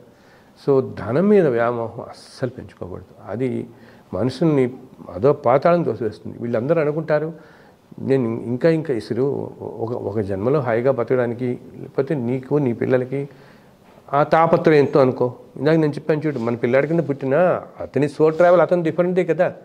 మనం ఏదో మనకి అటాచ్మెంట్తో అయ్యో వీడు ఇలా ఉన్నాడే, వీడు నేను చదివించలేకపోతాను అనుకుంటాం. అతను జన్మల్లో ఏం చేసుకున్నాడో దాని ప్రకారమే అతని జీవితం పెడుతుంది. మనకి నాకు 100 కోట్లు ఉన్నాయి కదా అని చెప్పేసి నేను ఆ పిల్లాన్ని బ్రహ్మాండంగా కావాలంటే మనం చదివించలేం కదా, అంతే చేయలేం కదా, అతని సంస్కారం పోతుంది. సో ఒక 4 జన్మలు హాయిగా గడవడానికి నీకు 100,000 కోట్లు అన్యాయం చేసే అవసరం లేదు కదా మనకి. అండ్ చాలామంది చూడండి, కొంతమంది ఎవరిని ఇంత నువ్వు అన్యాయాలు చేసుకుంటూ వెళ్ళి ఇలా సంపాదిస్తే ఇవన్నీ అనుభవించడానికి కొన్ని వేల జన్మల తర్వాత పుట్టాల్సి వస్తుంది. అది కూడా ఏంటి, ఎక్కడో పక్షులుగానో చెట్ల కింద ఎక్కడో పట్టాల్సి వస్తుంది. లేని ఇంత అనుభవించిన వాడివి కొన్ని వేల జన్మల్లో, జంతు జన్మల్లో నేను చూసిన వాళ్ళని చూస్తాను. ఎప్పుడు నా దగ్గరికి ఎవరు వచ్చినానమ్మా ఇలాగ ఏదైనా ఇలా ఎదుర్కొన్న ఏ మనిషి రోజున ఇలా నాకు కూర్చున్నా, నేను ఆ మనిషి నాకు అది అసలు జెండర్ కానీ, పర్సనాలిటీ కానీ, వాళ్ళు ఈ జన్మలో ఏమిటి కానీ ఇవి ఏమీ నాకు కనపడవు. వాళ్ళు ఏం చదువుకున్నారు, వాళ్ళ ప్రవచనాలా, లేకపోతే వాళ్ళ జ్ఞానమా, వాళ్ళ ఇదే ఇది, నాకు ఓన్లీ ద సోలే కనిపిస్తుంది. నాకు ఈ సోల్ ఎక్కడి నుంచి వస్తుంది, ముందు ఎక్కడికి వెళుతుంది, ఈ జన్మలో ఏం చేస్తుంది. సో అదే మాట్లాడతాను నేను, ఎవరితోనో కూడా అదే చెప్తాను. ఎవరిని కలిసినా అదే చెప్తున్నాను, నేను మీ సోల్ ఇలా వస్తుంది. ఇలా నేను ఈ మధ్య ఒకరిని కలిసాము, ఒకళ్ళు ఎవరో ఉన్న ఒక చిన్న సంఘటన చెప్తాను నీకు. అంటే సోల్ని పట్టుకుని వాసనలు కూడా ఎలా ఉంటాయి మనకి, మంచి థాట్స్ రావడానికి అని. ఆ మధ్య ఒక ఆయన ఎవరు ఢిల్లీ నుంచి హైదరాబాద్లో ఏదో మీటింగ్ ఉందని వచ్చారు. వచ్చి ఈజ్ ఏ చార్టెడ్ అకౌంటెంట్ అనమాట.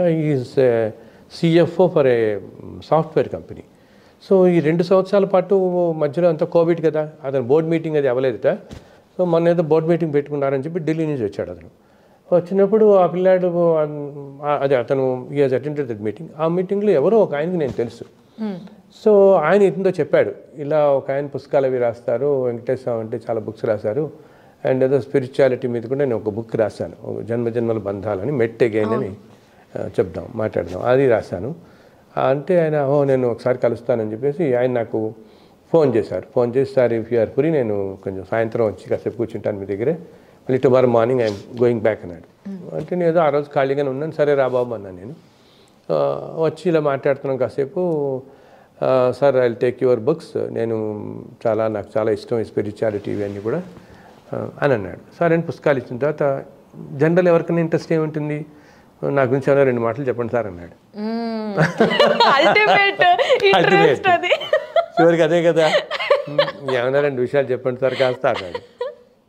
అంటే నేను సరే ఒక 2 చెప్తాను బాబు అని చెప్పి, ఒకటేమన్నానంటే నీకు కృష్ణుడు అంటే చాలా ఇష్టము ఏమి. That was our first meeting మాది. అప్పటిదాకా జనరల్గా మాట్లాడుకున్నాం, మీరు వెంకటేశ్వర పుస్తకాలు ఎలా రాశారు సార్ ఏంటన్నాడు. చెప్పాను, ఎన్ని రాశాను, ఏం రాశాను, పుస్తకాలన్నీ కూడా ఇస్తానన్నాను. అలాగే నువ్వు ద్వాపరయుగంలో శ్రీకృష్ణుడు చిన్నపిల్లవాడిగా ఉన్నప్పుడు నువ్వు కృష్ణుడితో ఆడుకున్నావు అని చెప్పాను. అండ్ నేను చూస్తుంటాను ఇప్పుడు కూడా మన మధ్య తల్లి, ద్వాపరయుగంలో ఉన్నవాడు, త్రేతాయుగంలో ఉన్నవాడు మన మధ్య ఉన్నారు ఇప్పటికీ రకరకాల. అందరికీ మోక్షం వచ్చి భగవంతుడి దగ్గరికి వెళ్ళిపోరు కదా. అప్పుడు ఉన్న వాళ్ళలో ఎన్నో వృత్తుల వాళ్ళు ఉన్నవాళ్ళు ఉన్నారు, సైన్యంలో ఉన్నవాళ్ళు, ఎన్నో వృత్తుల వాళ్ళు ఉంటారు కదా. వాళ్ళందరూ అన్ని యుగాల్లో నడుస్తూ, ద్వాపరయుగం అనేది అంతా జస్ట్ ఈ మధ్య అయింది, 5,000 సంవత్సరాలు అంటే అంతే, జస్ట్ వెళ్ళింది. సో ఈ జన్మలో తీసుకుంటూ అంతా మన మధ్య 99% అందరూ మన మధ్య ఉన్నారు. అప్పుడు అంతా అన్నా, చిన్నప్పుడు నువ్వు ఇలా ఆడుకున్నావు, అంతేకాకుండా నీకు ఫ్లూట్ అంటే చాలా ఇష్టం, అండ్ మీరు ఎక్కడికి వెళ్ళినా కూడా యూ కలెక్ట్ ఏ ఫ్లూట్, నీ దగ్గర చాలా ఫ్లూట్స్ ఉన్నాయి అన్నాను. అతను వెంటనే అలా కుర్చీలో కూర్చున్నాడా, వచ్చేసి ఇక్కడ కూర్చున్నాడు. గురుగారు నేను మీకు ఆ విషయం చెప్తాను. నేను చిన్నప్పుడు చిన్న పిల్లవాడిగా ఉన్నప్పుడు రోజు రాత్రి కృష్ణుడు ఆయన్ని నిద్రపోయిన తర్వాత కల్లో కనపడి ఆడుకోవడానికి తీసుకెళ్ళేవాడు. తీసుకెళ్ళగానే పొద్దున అయ్యేది, పొద్దున్న వాళ్ళ అమ్మేమో పద అని స్కూల్ టైం అవుతుందని లేపుతుంటే తను అనేవాడు, అమ్మ నేను ఇప్పటిదాకా ఆడుకుని వచ్చాను, నా కాళ్ళు నొప్పులు పెడుతున్నాయి, మళ్ళీ ఇప్పుడే స్కూల్కి వెళ్తాననేవాడు. ఆ తల్లి ఏమో తిట్టేది, కాళ్ళు నొప్పులు పెట్టేటుంటారు బాబు, నువ్వు హాయిగా పడుకున్నావు కదా ఇప్పటిదాకా అంటే, నేను నా కాళ్ళు నొప్పులు పెడుతున్నాయి, నేను ఇప్పటిదాకా కృష్ణుడితో ఆడుకుని వచ్చానని చెప్పి అనేవాడిని. అది అండ్ తర్వాత ఇంకో మాట ఏమన్నాడంటే, మీరు చెప్పింది కరెక్ట్ సార్, నా దగ్గర 350 ఫ్లూట్స్ ఉన్నాయన్నాడు. నేను ఎక్కడికి వచ్చినా ఫ్లూట్ కొనుక్కుంటే, నేను హైదరాబాద్ రాగానే ఫస్ట్ థింగ్ నేను ఫ్లూటే ఒకటి కొన్నాను అన్నాడు. ఎయిర్పోర్ట్లో అక్కడెక్కడ కనపడింది హ్యాండీక్రాఫ్ట్స్లో కొనేసాడు. నా దగ్గర 350 ఫ్లూట్లు ఉన్నాయన్నాడు. సో ఇది ఈ జన్మజన్మల సంస్కారం మనుషుల్ని ఆ వాసన అలా పట్టుకుని ఉంటాయి. అట్లా అద్భుతం సార్. అయితే ఇప్పుడు మళ్ళీ మీ జర్నీలో చాలా క్వశ్చన్స్ వస్తున్నాయి. మీరేమో ఇంజనీరు, నార్మల్ లైఫ్ లీడ్ చేస్తున్నారు, పెద్దగా ఆధ్యాత్మికత అనేది పర్పస్ఫుల్గా మీరు పురాణాలు చదివి వేదాలు చదివి I don't think so you went through that journey. నాకు అసలు గట్టిగా చెప్పాలంటే 108 ఉపనిషత్తుల పేర్లు కూడా తెలియదు నాకు. కానీ నేను రాసిన పుస్తకాలు అన్నింటిలో ఉపనిషత్తులో ఉన్నవన్నీ ఉన్నాయని మన వాళ్ళు అంటుంటారు. అది ఫ్లో అంతే. అది సో అసలు మీకు చంద్రశేఖరేంద్ర సరస్వతి గారి కళలో కనిపించటం అనేది మామూలుగా కనిపించినా కూడా మనం బ్రష్ అవుట్ చేసేస్తాం, ఏదో చూసుంటాను ఏదో వినుంటాను అనేసి. అలా కాకుండా ఆయన ఖచ్చితంగా కనిపించటం, దానిని మీరు కనెక్ట్ అవ్వటం అనేది ఎలా జరిగింది? అవును, అది నేను చెప్పాను కదా, అంతకుముందు నుంచి చిన్నప్పటి నుంచి కూడా నేను ఎప్పుడో ఒకటే ధర్మం అనేది నమ్ముతాను తల్లి. ఆ రోజు నుంచి ఈ రోజుకి కూడా మనం ఊరికే అన్ని చోట్ల వింటుంటాం, ధర్మాన్ని ఆచరించండి, ధర్మం రక్షిత ఇవన్నీ అంటుంటాం. కానీ ధర్మాన్ని మించి రక్షించేది ఇంకొకటి ఉండదు. మననే కాదు, మన అన్నదమ్ముల్ని, వాళ్ళనే కాదు, మన చుట్టూతో సమాజాన్ని కూడా ఒక మనిషి ధర్మంగా నిన్నాడంటే ఎంతోమంది చుట్టుపక్కల లక్ష్యం పడుతూ ఉంటారు ఆ మనిషి చేత. సో నాకు చిన్నప్పటి నుంచి అది అలవాటు. నేను పూజలు అవి పెద్ద చేయకపోయినా ధర్మంగా ఉండటం, మంచితనంగా ఉండటం, నలుగురితో ఇది. స్వామివారు ఒకరోజు నాకు కళ్ళలో కనపడి, నేను ఇంతతో చెప్పినట్టు ఆయన ఓంకారాన్ని అలా ఉపదేశంలా ఇచ్చారు నాకు ఆయన. అసలు ఆయన చూస్తుండగానే నాకు రాత్రి నిద్రలో అనమాట. అది 98, 99 ఆ టైంలో అర్ధరాత్రి. అదొక చిన్న విలేజ్ అనమాట. యాక్చువల్గా విలేజ్లో అందరూ కూడా ఒక కొండ మీదకి వెళ్తున్నారు. అక్కడ ఏమిటని నేను అలా వాళ్ళతో వెళ్తుంటే అక్కడ ఒక గుడి దగ్గర, నాకు అప్పుడు చంద్రశేఖర సరస్వతి తెలియదు, నాకు ఉదయం తెలిసిన తర్వాత ఆయన ఒక పెద్ద పురుషుడు, ఆయన ఒక విచిత్రంగా ఇలా కూర్చుంటారు, కాళ్ళు ముడిచి కూర్చుంటారు చంద్రశేఖర సరస్వతి వారు. అలా కూర్చొని వచ్చిన వాళ్ళందరినీ ఇలా ఆశీర్వదిస్తున్నారు. నేను అక్కడ రాగానే ఆయన ఏవో 4 మాటలు చెప్పారు. ఇంకా ఆ క్షణంలో నాకు తెలియకుండా నిద్రలోనే నేను ఓంకారం ప్రొనౌన్స్ చేయడం మొదలుపెట్టాను, ఉచ్చరించడం. అలా నిద్రలో ఇంకా మెలకు వచ్చేసింది నాకు. 3 అయిపోతుంది, 2:30.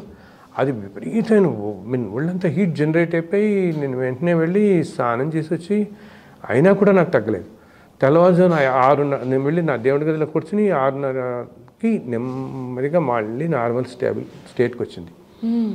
ఇంకా అక్కడి నుంచి ఈ ఆధ్యాత్మికం అంతా నాకు ఒక్కసారిగా ఈ ఫేజ్ ఆఫ్ లైఫ్లో అది మళ్ళీ స్టార్ట్ అయింది నాకు. అంటే ఇప్పుడు అప్పటిదాకా నేను ఇంజనీరింగ్ ఉద్యోగాలు ఇవన్నీ చేస్తున్నవాడిని. ఇలాంటి ఎక్స్పీరియన్స్ జరిగినప్పుడు ఒకటి అంటూ ఉంటారు కదా, మన లోపల ఉండే షట్చక్రాలు ఏవైతే 7 చక్రాలు ఉంటాయో ఒకటి పైన ఉంటుంది కాబట్టి భగవంతుడు కూడా మనల్ని మేల్కొల్పాలి, ఆధ్యాత్మికత వైపు తీసుకువెళ్ళాలి అన్నప్పుడు ఒక్కసారిగా ఆ చక్రాలని మేల్కొల్పుతాడు అనేసి. అదే జరిగింది అనుకోవచ్చు. అంతే. ఆ టైం వచ్చినప్పుడు ఒక మహాపురుషుడు మన చరిత్రలో ఎంటర్ అవుతాడు. ఏదో విధంగా అది ఏదో రూపంలో, ఇప్పుడు కళ్ళలో రావటం, ఇంకో మనిషి మన ఇంటికి తెలియకుండా మనం ఏదైనా ఒక పుణ్యక్షేత్రాన్ని కలిపితే ఏ సాధువో ఎవరో వచ్చి మనకు ఒక మాట చెప్పటం, అక్కడితో మన మార్పు వచ్చేస్తుంది. ఒక్కోసారి మనం రియలైజ్ చేస్తాం, ఒకసారి రియలైజ్ చేయం. బట్ ఆ క్షణం నుంచి వాళ్ళ జీవితాలు మారిపోతాయి.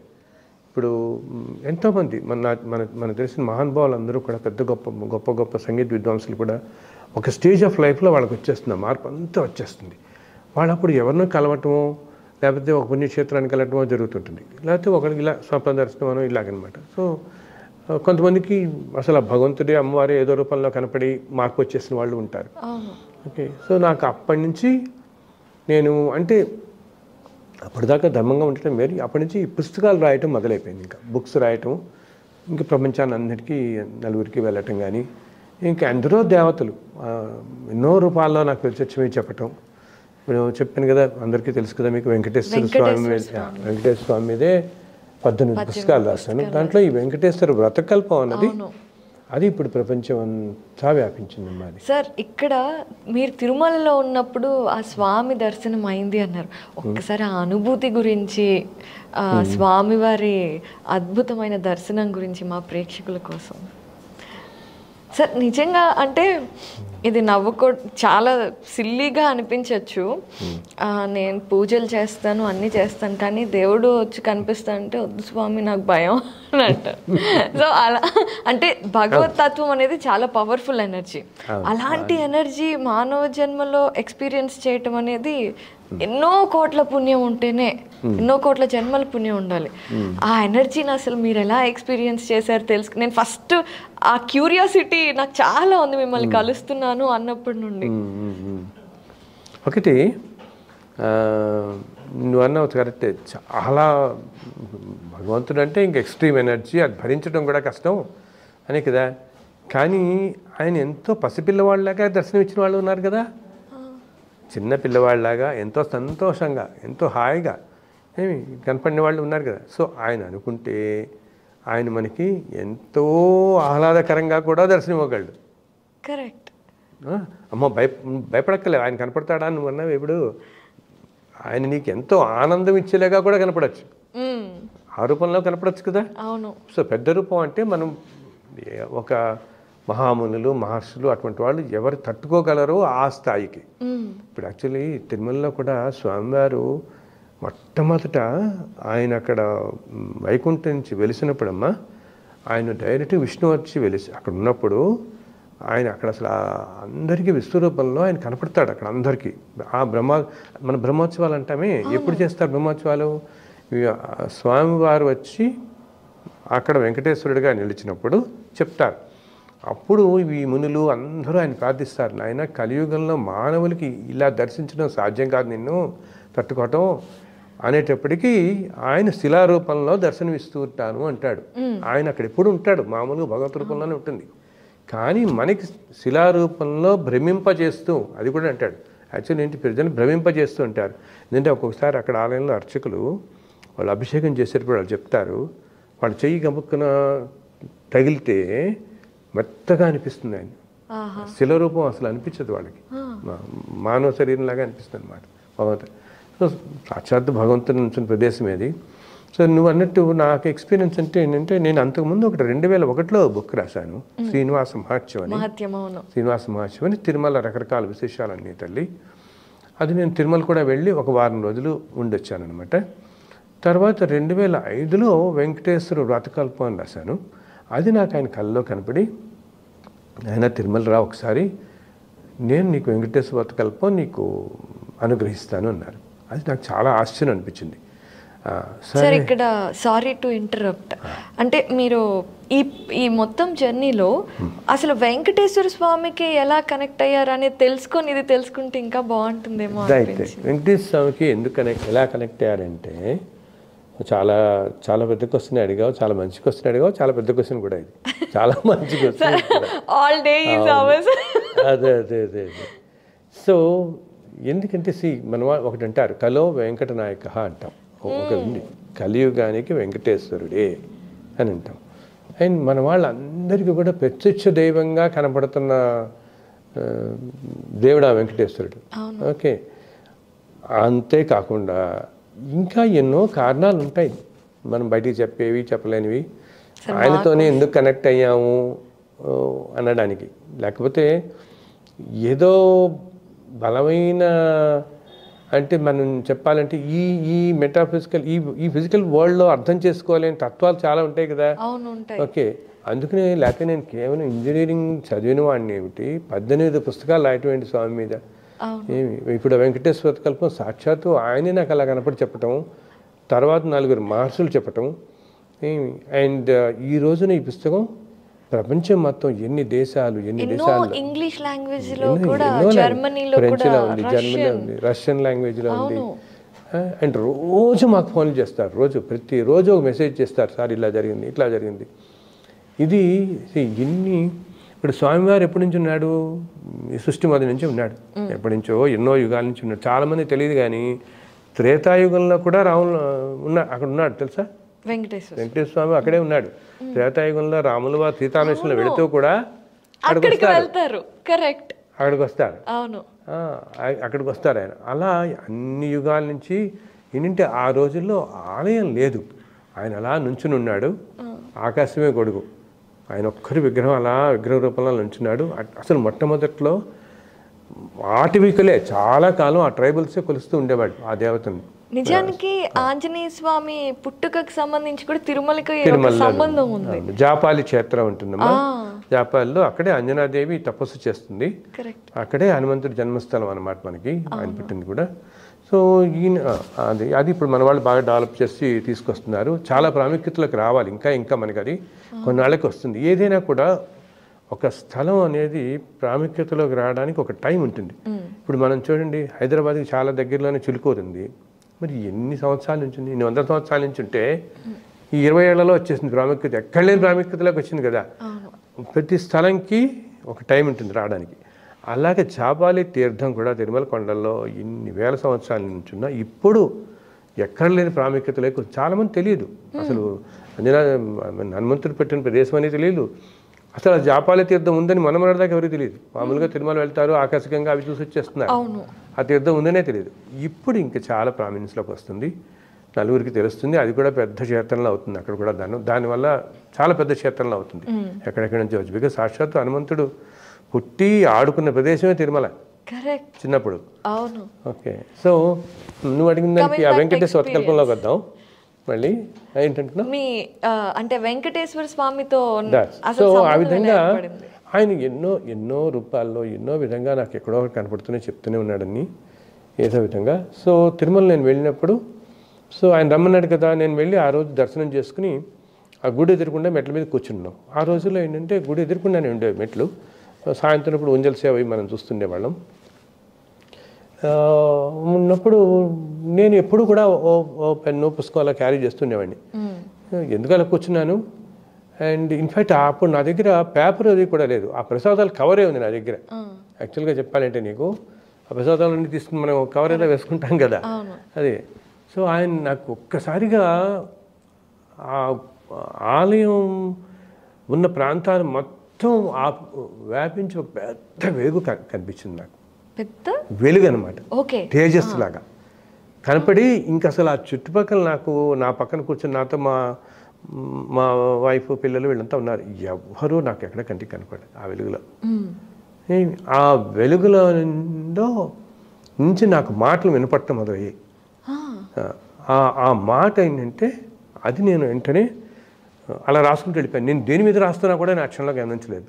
నేను ఆ కాగితం ఏదో ఉందని చెప్పానే, అది నా కవర్ ఏదో ఆ కవర్ మీద రాసుకున్నాను. నేను ఏదో స్క్రిబుల్ చేస్తూ నాకు ఏమి వినపడిందో ఆ క్షణంలో, ఎంత అద్భుతమైన అది. మనం అసలు వాయిస్ అనే మాట కూడా అనకూడదు, భగవంతుడి నుంచి వచ్చేదానికి వాయిస్ ఎలా అంటాం, అదొక ఇంగ్లీష్ వర్డ్, అదొక హైయెస్ట్, చాలా ప్లెజెంట్. ఎంత ప్లెజెంట్ ఫీల్ అంటే మన ఒళ్ళంతా ఒక వైబ్రేషన్ వస్తుంది అనమాట. ఇప్పుడు తలుచుకుంటే నాకు వైబ్రేషన్. సో నేను ఆయన చెప్తాడు ఆ వ్రత విధానం అంతా ఆయన చెప్పి, ఇలా దీన్ని 2 విధాలుగా చేసుకోవచ్చు నైనా. ఈ మొదటి అసలు ఎలా చేసుకోవాలి విధానం నేను ఇప్పుడు చెప్తున్నాను నీకు. మొదటి కథ భగవాన్ ఉవాచ అని దాని పద్ధతి అంతా ఉంటుంది. మిగతా 4 కథలు 4 మహర్షులు చెప్తారు నీకు. ఓకే, విశ్వామిత్రుడు, వశిష్ఠుడు, భరద్వాజుడు, అత్రి మహర్షి, 4 మహర్షులు నీకు తర్వాత కాలంలో ముందు రోజుల్లో 4 కథలు చెప్తారు. ఈ 5 కథలు కలిపి ఇది వెంకటేశ్వర వ్రతంగా ప్రసిద్ధి పొందుతుంది. ఇది 2 విధాలుగా చేసుకోవచ్చు. ఎంత నాకు అలా వినపడింది అనమాట. మొదటి విధానం ఏమో మామూలుగా యథావిధిగా కలసం పెట్టుకుని సత్యనామతంలాగా చేసుకునే పద్ధతి. రెండో పద్ధతి ఏ కులగోత్రాలు నియమనిష్టలు ఉపవాసాలు ఏమీ అవసరం లేదు. ఏ రోజైనా సరే ఒక్కసారి అష్టదిక్పాలని నవగ్రహాలని విఘ్నేశ్వరుని దేవతలందరినీ మనసులో తలుచుకుని నన్ను తలుచుకుని భగవంతుడు ఆయన చెప్పాడు నన్ను తలుచుకుని మీరు ఏ ప్రదేశంలో ఉన్నా ఉండండి. అసలు ఈ 5 కథలు చదివి ఉన్న చోట నుంచి ఒక్క నమస్కారం పెట్టినా రెండిటికి నేను సమాన ఫలితం ఇస్తాను అన్నాడు. రెండిటికి సమాన ఫలితం ఇస్తాను. రెండో పద్ధతి చాలా తేలిక కదా అసలు అన్నారు. అండ్ ఇంకంతే ఆ వెలుగు అలా నాకు అలా అసలు ఆ వెలుగులో నాకు అందరు దేవతలు కనపడ్డారు. మనం అనుకునే సర్వ దేవతలు ఒక్క సెకండ్ పాటు ఎట్లా కనపడ్డారు. తర్వాత మళ్ళీ ఆ తేజస్సులో మనుషులు అసలు ఇంకా నాకు మన పక్కన ఏమన్నా వెళుతున్నారా తిరుగుతున్నారా ఏమీ నాకు అసలు ఆ గుడే కనపడలేదు. నాకు చెప్తున్నాను కదా ఎదురుకుండా ధ్వజస్తంభం కనపడుతూ ఉంటుంది మామూలుగా అక్కడ మనం కూర్చుంటే ఎదురుకుండా కదా అక్కడ కూర్చున్నాం అందరం అలా కూర్చునే వాళ్ళం సాయంత్రం ఇప్పుడు కాసేపు ఏమీ కనపడింది. సో నాకు ఆ తర్వాత నేను ఇదంతా రాసుకున్నాను. ఇంకా రూమ్కి వచ్చి దాన్ని కాస్త ఫేర్ చేసుకున్నాను. సరే అసలు అంటే భగవంతుడు సర్వదేవతలు కనిపించిన తర్వాత ఇంకెంతకంటే ఏం కావాలి ఇంకా మీ అసలు రూమ్కి వచ్చి మళ్ళీ ఫేర్ చేసుకొని అసలు ఆ కాన్షియస్లోకి అల్టిమేట్ కాన్షియస్ నుంచి మళ్ళీ ఎలా వచ్చారు బయటికి? అది ఇంకా అప్పటి నుంచి ఇవన్నీ తల్లి నేను చెప్పానే మనం ప్రతిదీ కూడా మన మనుషులు అందరం కూడా ఏదైనా ఒక లాజిక్తోనే ఉంటాం. Within the frame of our థాట్సే మనం ఫిక్సప్ చేసేస్తాం. నిజంగా విశ్వరూపం కనపడిందా అనుకుంటాం కదా. సో నాకు ఆయన ఇచ్చిన శక్తి ఎటువంటిదంటే నేను ఎప్పుడు మాట్లాడుతున్నా ఇలా మనం కూర్చొని మాట్లాడుకుంటున్నామా మనం ఏదైనా భోజనం చేస్తుంటామా ఇంకోళ్ళతో ఎక్కడితో మాట్లాడుతున్నామా ఎప్పుడు ఎక్కడ మాట్లాడుతున్నా నాకు హృదయంలో అదే కనిపిస్తుంటుంది. ఇప్పటికీ నాకు ఇప్పటికీ ఆ తేజస్సు ఆ రూపం అలా కనపడుతూనే ఉంటుంది నాకు. అది ఎప్పుడైనా నేను ఎలా ఉన్నా కూడా నాకు ఒక టైం అంటూ లేదనమాట. 24 గంటలు అది కనిపిస్తూ ఉంటుంది. ఫిక్స్ అయిపోయింది ఇంకా మనసులో. ఎప్పుడు ఫిక్స్ అయిపోవడం కూడా కాదు ఆయన అలా ఉంటాడు అంతే. కరెక్ట్. ఆంజనేయ స్వామి ఆయన అలా ఉంటూనే ఉంటాడు ఎప్పుడు కనపడుతూనే ఉంటుంది. అందుకనే ఏమిటి తల్లి ఇప్పుడు నాకు ఇప్పుడు 66 ఏళ్ళు పొద్దున్న నేను లేస్తే 6:30 నుంచి రాత్రి 12 దాకా ఒక్కొక్క రోజు నేను 140 ఫోన్లు మాట్లాడుతున్నాను. ఏ శక్తి ఇస్తుంది నాకు అట్లాగా అని మన గొంతు పోతుంది కదా. నేను మాట్లాడటం కూడా ఏమిటి అన్నీ వాళ్ళ కష్టాలు చెప్పుకునేవాళ్ళు. మా పిల్లాడికి ఆర్టిజం ఉందండి మాకు ఇది వచ్చిందండి ఒక గంట సేపు చెప్పుకుంటారు. ఏం బాగుంటుంది అయినా మీరు ఆ బతకల్ప ఒక్కసారి తీసి చదువుకోండి చాలు అంటే తగ్గిపోతుంది వాడికి. అది భగవంతుడు అనుగ్రహం కాబట్టి మనది ఏముంది నాకు గొప్పతనం ఏముంది. భగవంతుడు మనం చేసుకున్న పూర్వజన్మ సంస్కారం పుణ్యం వల్ల నాకు ఇచ్చాడు అనుగ్రహం. అందుకనే నేను ఏది కూడా అమ్మట్లేదు. నేను ఉన్నంతకాలం నేను అమ్మను. మన వాళ్ళు అందరూ అన్నారు ఎందుకని ఇంత కష్టాలు పడతారు మీరు నువ్వు ఇంత ఇది అడిగామని చెప్తున్నాను.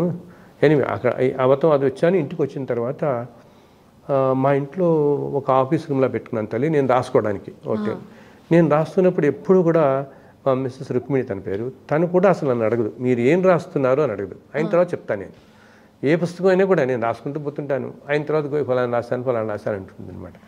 ఓకే సో బతకల్పు అలా కూర్చోగానే నాకు ఒక 4 రోజుల్లోనే 4 మహర్షులు అలా ప్రత్యక్షమై వాళ్ళ పాదాలే నాకు కనపడ్డాయి అంతే.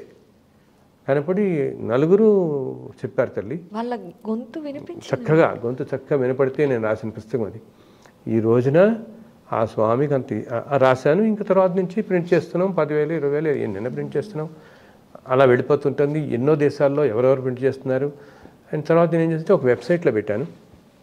ఎవరైనా ఎక్కడి నుంచైనా ఫ్రీగా డౌన్లోడ్ చేసేయచ్చు. మనకి ₹1 పంపించక్కలేదు ఒక మెయిల్ ఇవ్వక్కలేదు. యుఎస్ఏలో ఇప్పటికీ 2007లో పెట్టాను లార్డ్ ఆఫ్ 7 హిల్స్ అని. నా అదృష్టం చూడు ఆ పేరే దొరికింది నాకు కరెక్ట్గా. అసలు డొమైన్ నేమ్ దొరకడం చాలా కష్టం. ఓకే లార్డ్ ఆఫ్ 7 హిల్స్ అనేది asitis.com అని దొరికింది. ఏ బుక్ రాసినా దాంట్లో పెడుతున్నాం. ఇప్పటికీ 2 మిలియన్ కాపీస్ డౌన్లోడ్ చేశారు. దాంట్లోంచి 2 మిలియన్ 20 లక్షలు. మావాడు ఆ వెబ్సైట్ డిజైన్ చేసిన తను అంటుంటాడు నాతో అప్పుడప్పుడు అది మీరు కనీసం $1 అన్నా పెట్టచ్చు కదా సార్ ఎందుకు ఇన్ని కష్టాలు పడతారు మీరు అంటే నేను బాబు నా వల్ల కాదు నేను పెట్టను. ఓ మెయిల్ ఇవ్వక్కలేదు $1 ఇవ్వక్కలేదు. ఇంకా చెప్పాలంటే తల్లి నేను ఆ శ్రీనివాస మహత్యం రాసి ఈ వెంకటేశ్వర కల్పన రాయబోయే ముందు ఆ టైంలో చాలా కష్టాలు పడ్డాను నేను. ఫైనాన్షియల్గా కానీ ఎన్నో విధాలు. నేను కంపెనీస్కి లోగోస్ చేస్తానని చెప్పాను కదా, తెలుసు కదా, దాంట్లో పెట్టాను మీకు. ఎన్నో కంపెనీలకి 98 నుంచి ఇప్పటికీ ఫుల్ టైం ఇదే, ఈ లోగో డిజైనింగ్ అని. అది మన ఇల్లు లైవ్లీహుడ్ అంటే ఇదే అనమాట. ఓకే, నెలకి 4 5 చేస్తాను. I don't advertise.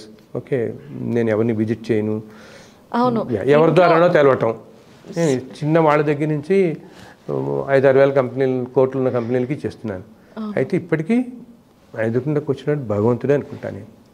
ఓకే, నేను ఎందుకు చెప్తానంటే ధర్మం అనేది మనం పట్టుకుంటే మనది ఎలా రక్షిస్తుంది అని చెప్పడానికి నా జీవితమే చాలు. మనం ఎన్నో ఎగ్జాంపుల్స్ చూస్తుంటాం కదా. 2001 ఆ టైంలో అప్పటికే నేను ఈ లోగోలు చేయటం అని చాలా మొదలుపెట్టాను. అండ్ చాలా పెద్ద కంపెనీలకి హైదరాబాద్లో ఇప్పుడు ఈ రోజున ఐటీ సిటీ ప్రాంతాల్లో ఉన్న 500 కన్స్ట్రక్షన్ కంపెనీల కోసం నేను చేసి ఉంటాను. కానీ నేను ఆ రోజుల్లో నేను ఎవరినైనా ఏదైనా అడగాలనుకోమ్మా, నాకు ఆ రోజుల్లో నాకు 3 పిల్లలు, ఏ చదువులకి వాటికి 40,000 50,000 అనుకుందాం మనం. ఓకే, రెంట్ ఒక 8,000 రెంట్ ఉండేది నాకు అప్పుడు. అండ్ తర్వాత ఇంకేదో అనుకున్నాం, ఈ ఖర్చులు, పిల్లలు, ఫీజులు. నలుగురు వస్తే నలుగురిని 4-5 అడిగేవాడిని. వాడు 5,000 కోట్ల కంపెనీ అని నేను అడగను, అసలు ఏమీ ఆశించను. అంతే నమస్కారం పెట్టేవాడు. సో ఆ టైంలో నాకు ఒక టైంలో ఎంత కష్టమైందంటే యూ విల్ నాట్ బిలీవ్, 8 నెలలు నేను ఇంటికి రెంట్ పే చేయలేకపోయాను నేను. కానీ అదే టైంలో ఈ పెద్ద పెద్ద వాళ్ళందరికీ లోగాలు చేశాను నేను. కానీ ఎవరిని నేను అడగలేదు. నేను అసలు వాళ్ళకి తెలియని కూడా చెప్పలేదు. నేను ఈ ఇల్లు నేను ఇలా ఉంది నా పరిస్థితి అని కూడా నేను చెప్పలేదు. మనం ధర్మంగా ఉండాలి. మనం ధర్మంగా ఉంటే వాళ్ళు బాగుంటారు. ఈరోజు వీళ్ళందరూ బాగుండి ఇన్ని లక్షల కుటుంబాలు బాగున్నాయంటే మనం ధర్మంగా ఉండబట్టే కదా. నా కష్టమైతే వచ్చు, అది కష్టం అని కూడా నేను అసలు అనుకోను. నేను హాయిగా ఉంటాను. నేను అసలు ఆలోచించాను, నాకు వేరేది పట్టదు. మీరు నమ్మరు, అసలు నాకు ఫిక్స్డ్ డిపాజిట్ ఫామ్ అంటే నేను చూడలేదు ఈ రోజుకి. ఓకే, ఒక ఏటీఎంలో నేను ఇప్పుడు చేయట్లేదు. ఎవరైనా నెలకి 4 ఆయనే పంపిస్తాడు, ఎవరో చెప్పారు సార్ అంటారు, ఆ నెలలో గడిచిపోతుంది. ఆ తర్వాతే నేను ఈ బుక్స్ రాశాను, వెంకటేశ్వర కల్పం. ఈ కష్టాల నుంచి బయటపడింది. మళ్ళీ ఏదో 4 లోకాల వాళ్ళు నలుగురు బదులు ఇంకో 7 రావటం, ఆ పాత రెంట్లన్నీ తీర్చుకోవటం. బట్ ధర్మం అనేది ఎంత రక్షిస్తుందో ఈరోజు నేను చూస్తున్నాను. మరి ఇన్ని లక్షల పుస్తకాలు, మనం ఇన్ని పీఠాధిపతులు చదువుతున్నారు, మనకిచ్చాడు కదా అదృష్టం. శ్రీ వెంకటేశ్వర స్వామి ఇన్ని యుగాలుగా ఉంటూ ఆయన మీద శాశ్వతంగా నిలిచిపోతున్న వెంకటేశ్వర వ్రతం మనకి అనుగ్రహించాడు కదా. అంతకుమించిన అదృష్టం ఏముంటుంది. అండ్ చాలామందికి ఆశ్చర్యం ఏంటంటే మనం పుస్తకాలు ప్రింట్ చేయడం, జెరాక్స్ చేసుకోవడం వదిలేసి ఎంతోమందికి ఆయనే వచ్చి ఇచ్చిన వాళ్ళు ఉన్నారమ్మా. సాక్షాత్తు ఆయనే వాళ్ళకి రకరకాల రూపాల్లో వచ్చి నాకు ఒక ఎగ్జాంపుల్ చెప్తాను నీకు. కొంతకాలం క్రితం అనమాట, ఒకళ్ళు ఎవరో దంపతులు ఇద్దరు నాకు పొద్దున్నే ఫోన్ చేశారు. ఆయన మేము చెన్నైలో ఉంటాము, హైదరాబాద్ వచ్చాము, మాకు 2 అమ్మాయిలు. పెద్ద అమ్మాయి అక్కడ కెనడాలో ఉంటుంది. కెనడాలో చూడడానికి వెళ్ళి రాత్రే వచ్చాము. 2వ అమ్మాయి మాకు ఇక్కడ హైదరాబాద్లో ఉంటుంది. ఈ అమ్మాయిని చూసి రేపు వెళ్ళిపోతున్నాం చెన్నై, మేము 2 వెళ్ళిపోతున్నామండి. ఆయన పేరు మధుర కవి శ్యామలరావు గారని. ఆయన ఋషిపీఠంలో రాసేవారు, పెద్దవారు. ఆయన నా దగ్గరికి వచ్చేటప్పటికి 86 ఏళ్ళు అంతా ఆయన అనమాట. ఆయన పెద్ద ఆవిడ. సో వాళ్ళు ఆవిడ నాకు పొద్దున్నే ఫోన్ చేసి ఒక్కసారి మీ ఇంటికి వద్దాం అనుకుంటున్నాను సాయంత్రం అంది. అనేటప్పటికి నేను ఎందుకమ్మా ఈరోజు పాపం మీరు జట్లాగ్ అది రాత్రే కదా కెనడా నుంచి వచ్చారు, ఏమొస్తారు మీరు అంటే, లేదు ఒక్కసారి వస్తాను. ఎందుకు వచ్చాను సాయంత్రం చెప్తాను నీకు అన్నాడు. అనేటప్పటికి సరే అన్నాను. సాయంత్రం ఆయన, ఆవిడ, వాళ్ళ ఇక్కడ ఉన్న కూతురు వాళ్ళంతా కలిపి మన ఇంటికి వచ్చారు. వచ్చేదేమో అప్పుడు ఆవిడ అన్నారు, ఏం లేదు బాబు, మేము చెన్నైలో ఉంటాం, మేమిద్దరం, నేను వారు కూడా. సో 2 సంవత్సరాల క్రితం నాకు రోజు పూజ అంతా, నిత్య పూజ అంతా చేసుకున్న తర్వాత భాగవతం ఓ 10 పేజీలు చదవటం అలవాటు నాకు. రోజు పూజ అవగానే చదువుకునేదాన్ని నేను. ఒకసారి ఎందుకో నాకు అనిపించింది, ఆయనతో అనుకున్నాను, ఆయన భాగవతం అంటే ద్వాపరయుగానికి కృష్ణలీలలు కదా, అంతా శ్రీకృష్ణుడిదే కదా, నీకు శ్రీకృష్ణ లీలలు ఇదంతా కదా, ద్వాపరయుగానికి నువ్వు కృష్ణుడివి, ఇప్పుడు యుగానికి వెంకటేశ్వర స్వామి, నీకు సంబంధించింది ఏదైనా ఒక పూజా విధానం కానీ ఏదైనా ఉంటే నాకు కొంచెం అనుగ్రహించవా అందిట. అనుకుని ఆవిడ వారం రోజులు అనుకున్నారండి. శనివారం పొద్దున మళ్ళీ ఆ రోజు పూజ అంతా అయింది. చక్కగా మళ్ళీ అంతా పూజ చేసుకుని కడకదుకుని ఆ భాగవతం పుస్తకం ఉంది కదా, ఆ రోజు ఏదో గుర్తుపెట్టుకుంటారు కదా చదువుకోవడానికి, ఆ రోజు పేజీ తీయడానికి ఇలా పేజీ ఇలా తీస్తే అక్కడ వెంకటేశ్వర కల్పం అలా పెట్టింది ఆవిడకి. నమ్మగలమా మనం? ఆవిడంది అప్పుడు ఆయన పిలిచి అడిగింది, ఎవరన్నా ఇచ్చారు ఈ పుస్తకం అని. కానీ నేనేం చూడలేదే, అసలు ఎవరు లేదు, మన ఇంటికి ఎవరు వస్తారండి, ఈ మడిగట్టుకుని ఆవిడ కూర్చుంటున్నాడు. ఆవిడంది ఈ పుస్తకము సాక్షాత్తు నేను ఇంత తప్పించినందుకు ఆ స్వామివారే నాకు ఇచ్చాడు, అందుకని దీన్ని నేను ఆవిడ నాకు వెంటనే హ్యాండ్ బ్యాగ్లో తీసి చూపించింది. దానికి ఒక పాలిథిన్ కవర్ అట్టేసుకుంది ఆవిడ. నేను తర్వాత నాకు ఫోన్ చేశారు, ఇంకో 10 పుస్తకాలు పంపాను ఆవిడ. నేను ఇది మాత్రం నాకు అపరూపమేనండి. ఈరోజు కూడా నేను కెనడా కూడా నేను తీసుకెళ్ళాను. సో స్వామివారికే ఇంత అపరూపమైన పుస్తకం రాసింది ఎవరో మిమ్మల్ని చూడాలని నాకన్నా. అయ్యో భగవంతుని అనుగ్రహం తల్లి అని. ఇంకొకళ్ళకైతే తల్లి అసలు ఇవి ఏంటంటే చెప్పానే, ఈ ఫ్రేమ్ ఆఫ్ లాజిక్లో ఉంటే మనకు అర్థం కావు, బట్ ఇవన్నీ నిజంగా జరిగినవి మన పక్కన ఉన్నవాళ్ళే, మన మధ్యన వీళ్ళు. ఒక ఆయన నాకు ఇలాగ ఫోన్ చేసి న్యూజిలాండ్లో ఉంటాడు, అప్పుడు న్యూజిలాండ్ హై కమిషన్లో చేస్తుండేవారు, శ్రీనివాస్ అని చెప్పి. అతను నాకు ఫోన్ చేసి, గురుగారు నేను ఎప్పటి నుంచో చేస్తున్నాను మీ వ్రతం, కానీ ఏదో మాట్లాడదాం అనుకున్నాను, అవ్వలేదు, ఒక్క మాట మీకు చెప్దామని ఇప్పుడు ఈరోజు నేను అమృత దర్శనం అని బుక్ ఒకటి అప్లోడ్ చేస్తాను. అదేంటంటే జన్మజన్మల బంధాల వాళ్ళు మళ్ళీ ఈ జన్మలో మనం ఎలా కలుస్తున్నారు అని నాకు అర్థమయ్యి, ఇంతకుముందు జన్మలో కలిసిన వాళ్ళు ఈ జన్మలో ఎవరు ఎలా అని రాశాను. అందరం కూడా ఇప్పుడు మన ఇద్దరు ఇలా ఎంటర్ చేస్తున్నామంటే ఏదో బంధం ఎప్పుడో లేకపోతే మనం కలం కదా తెలియదు. మనం ఈ టైంలో మన ఎదురుకుండా కూర్చునే వ్యక్తి మనతో ఏదో బంధం వాడే కూర్చుంటాడు, అది జరగదు. అది ఇన్ని కోట్లాది జన్మలో ఏదో బంధం ఉన్న వ్యక్తితోనే మనం మాట్లాడతాం ఆ క్షణంలో. ఇప్పుడున్న ప్లానెటరీ పొజిషన్స్ అంటే అలా జాతకపరం జ్యోతిష్యం ఇలా మాట్లాడాలంటే ఈ రోజున తిథి నక్షత్రాలు వీటన్నిటికీ కూడా ఏ జన్మలో మనిషి మన ఎదురుకుండా కూర్చుంటాడో కూడా మనం చెప్పచ్చు. ఇప్పుడు ఆ ఫలానా వ్యక్తే వస్తాడు మన దగ్గరికి. సో ఇటువంటివన్నీ రాశాను నేను ఒక పుస్తకం అమృత దర్శనం అని, జనరల్గా సింపుల్ లాంగ్వేజ్లో రాశాను అనమాట, అందరికీ అర్థమయ్యేలాగా. సో ఆ శ్రీనివాస్ నాకు ఫోన్ చేసి, సార్ ఇన్నాళ్ళు మేము వ్రతం చేస్తున్నాను, చాలా బాగా జరిగాయి, కానీ ఎందుకు ఈ అమృత దర్శనం మీతో మాట్లాడాలంటే భయపడ్డాను, ఈ అమృత దర్శనం చదివించడానికి ఇంకా మాట్లాడలేక ఉండలేకపోయాను నేను అని. నాకు ఈ వ్రతం ఎలా వచ్చిందో చెప్తాను మీకు. నేను ఇప్పుడు చెన్నై అమెరికన్ ఎంబసీలో వర్క్ చేస్తున్నాను, ఇది నిజంగా జరిగిన ఘటన. చెన్నై అమెరికన్ ఎంబసీలో చేస్తున్నానండి. చిన్నప్పటి నుంచి స్వామివారి, నా పేరు కూడా శ్రీనివాసే, మేము బెంగళూరులో ఉంటాము. నాకు ఇంత ఉద్యోగం రావటం, నేను మామూలుగా అసలు ఏదో బీఎస్సీ లాంటి చదివాను, ఆయన చెన్నై ఎంబసీలో వచ్చింది నాకు ఉద్యోగం, అది కూడా ఆయన దయవల్ల వచ్చిందండి అని. ఒకరోజు ఏంటిట, ఆయన లోపల ఏదో is an immigration officer US ఎంబసీలో చెన్నైలో, ఏదో మాట్లాడుతూ ఎవరో ఆఫీసర్ పిలిస్తే ఇలా పక్కకి తిరిగి మాట్లాడాడు కాసేపు. మాట్లాడి ఇలా తిరిగితే ఎదురుకుంటే స్క్రీన్స్ ఉంటాయి కదా, 2 స్క్రీన్స్ ఉన్నాయి ఆయనకి. ఎదురుకుంటే స్క్రీన్ మీద వెంకటేశ్వర కల్పన ఇలా పాపప్ అయింది, యుఎస్ ఎంబసీ సర్వర్లో.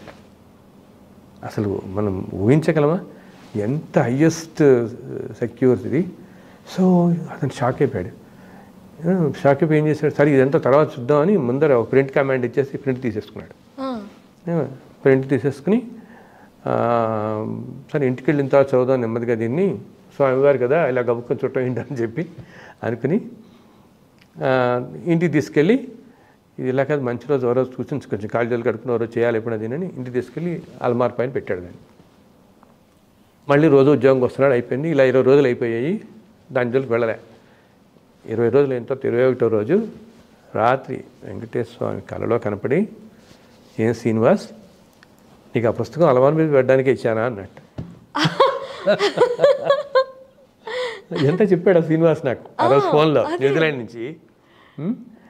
శ్రీనివాస్ నీకు అలమార మీద పెట్టడం కోసం ఇచ్చానా ఈ పుస్తకం అన్నట్ట. సార్ నా ఒళ్ళు జలధరించింది సార్. వెంటనే నేను వెళ్ళి అప్పటికప్పుడు నేను స్నానం చేసి ఆ పుస్తకం తీసి చదవటం మొదలుపెట్టాను. అప్పటి నుంచి ఇప్పటికీ నేను చదువుతున్నాను అవతం. ఇది సామాన్యమైనది కాదు సార్. అందుకని ఈసారి నేను మళ్ళీ డిసెంబర్లో హైదరాబాద్ వస్తున్నాను, అప్పుడు తిరుపతి వెళ్తాను, తిరుపతి నుంచి డైరెక్ట్గా మీ ఇంటికే వస్తాను అన్నాడు. అలాగే తిరుపతి వెళ్ళి వచ్చాడు.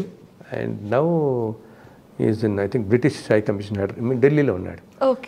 ఇండియా వచ్చాడు. అలా మరి ఏమిటి అమెరికన్ ఎంబసీలో ఏమిటి మన వాతకల్పన రావటం ఏమిటి అసలు? అది ఏంటంటే తల్లి, మన దేవుడు ఆయనే వెళుతున్నాడు. ఇప్పుడు హార్వర్డ్ యూనివర్సిటీలో ఉన్న పుస్తకాలు, హార్వర్డ్, స్టాన్ఫర్డ్, కార్నెల్, వాళ్ళు ఐవీ లీగ్ అంటారు అక్కడ. అవును. ఓకే, ఐవీ లీగ్ యూనివర్సిటీస్ అన్నిట్లో, కొలంబియా, ప్రిన్స్టన్ అని, ఏల్, అన్ని యూనివర్సిటీస్లో నా పుస్తకాలు, అసలు తెలుగు పుస్తకాలు కూడా పెట్టారు యాజ్ ఇట్ ఈస్ వాళ్ళు. ఇంగ్లీషు సరే ట్రాన్స్లేషన్స్ అయ్యాయి కొన్ని. హార్వర్డ్ యూనివర్సిటీ ప్రొఫెసర్స్ అన్నారు నాతో, we will preserve your books for ever in our library. మనకి అందుకనే ఏం కావాలి, అంతే సార్. జన్మ ధరించిన అండ్ మనని ఆయన సాధారణంగా వాడుకుంటున్నాడు అంతే. మన ద్వారా రావటం అనేది మన అదృష్టం. మన అదృష్టం నేనంటాను, నా అదృష్టము అనే సంతోషమే కాదు, మనందరికీ సంతోషంగా, మీ అందరికీ కూడా సంతోషమే కదా. మనందరం చక్కగా నాతో పాటు సన్నిహితంగా ఉండే వాళ్ళందరికీ సంతోషం ఇది. చక్కగా మనకిచ్చాడు, మనం ఈ తరంలో మనం చూస్తుండగా మనకిచ్చాడు. కరెక్ట్. ఇప్పుడు కదా మనం ఎప్పుడో వెళ్ళిపోయిన తర్వాత కాకుండా మనకు ఉన్నప్పుడే మన తరంలో మనం చూడగలుగుతున్నాం, ఆయన ఇచ్చింది.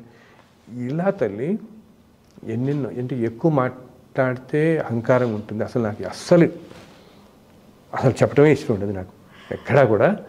ఇదే ఫస్ట్ టైం ఇలా ఇంతగా ఎక్కువ మాట్లాడటం, ఇవి చెప్పటం. ఇలా కొంతమందికి ఏంటి, రాత్రి రమణ మహర్షి కల్లో కనపడి, నైనా తెల్లవారుజాము నీకు ఫలానా ఇది దొరుకుతున్నాను, లేకపోతే రాత్రి వెంకటేశ్వరం కల్లో కనపడి ఒక ఆవిడికి, నువ్వు రేపు ఒక పెళ్ళికి వెళ్తావు, పెళ్ళిలో కుర్చీలో పడేస్తుంటుంది ఆ పుస్తకం, వతకల్పం పుస్తకం ఉంటుంది, అది నువ్వు తెచ్చుకుని చదువుకోమ్మా, నీ జీవితం బాగుపడుతుందని చెప్పాడు. అలాగే ఆవిడ వంటకు వెళుతుండే సహాయానికి వెళితే పాపం ఆ పెళ్లిలో వంట చేయడానికి అనమాట. అంతా అయిన తర్వాత మరి ఆయన కల్లో కనపడ్డాడు కదా. సో పెళ్ళంతా జరుగుతున్నప్పుడు ఆ టైంలో వెళ్ళలేదు కదా ఆవిడ.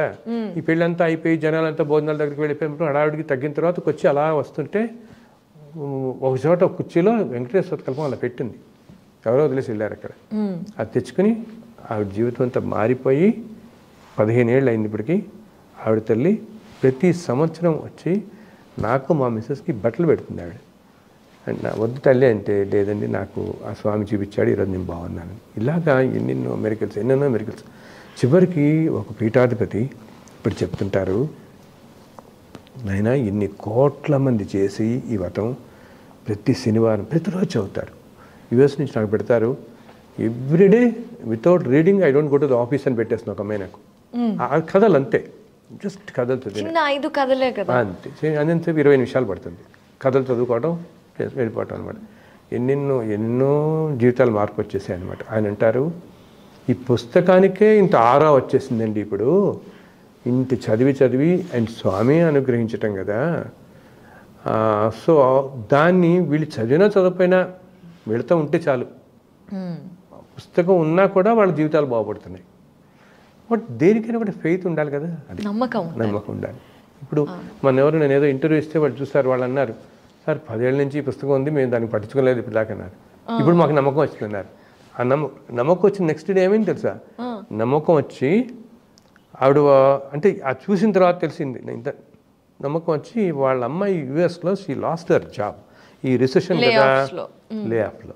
వెంటనే ఆ పిల్లకి ఫోన్ చేసి ఇవి చెప్పింది, నాకు నిన్ననే తెలిసింది వతకల్పం ఇంత గొప్పదని, మన ఇంట్లో ఉందమ్మా, నేను చూడలేదు, పాప నీ జాబ్ పోయింది కదా, నువ్వు వెంటనే వతకల్పం చదువు, నెట్లో డౌన్లోడ్ చేసేసుకుని రేపే మొదలుపెట్టు రోజు అనేటప్పుడు మొదలుపెట్టి నెక్స్ట్ డే మార్నింగ్ అండ్ మొదలుపెట్టి చదివిన తల్లి by that afternoon she got a job.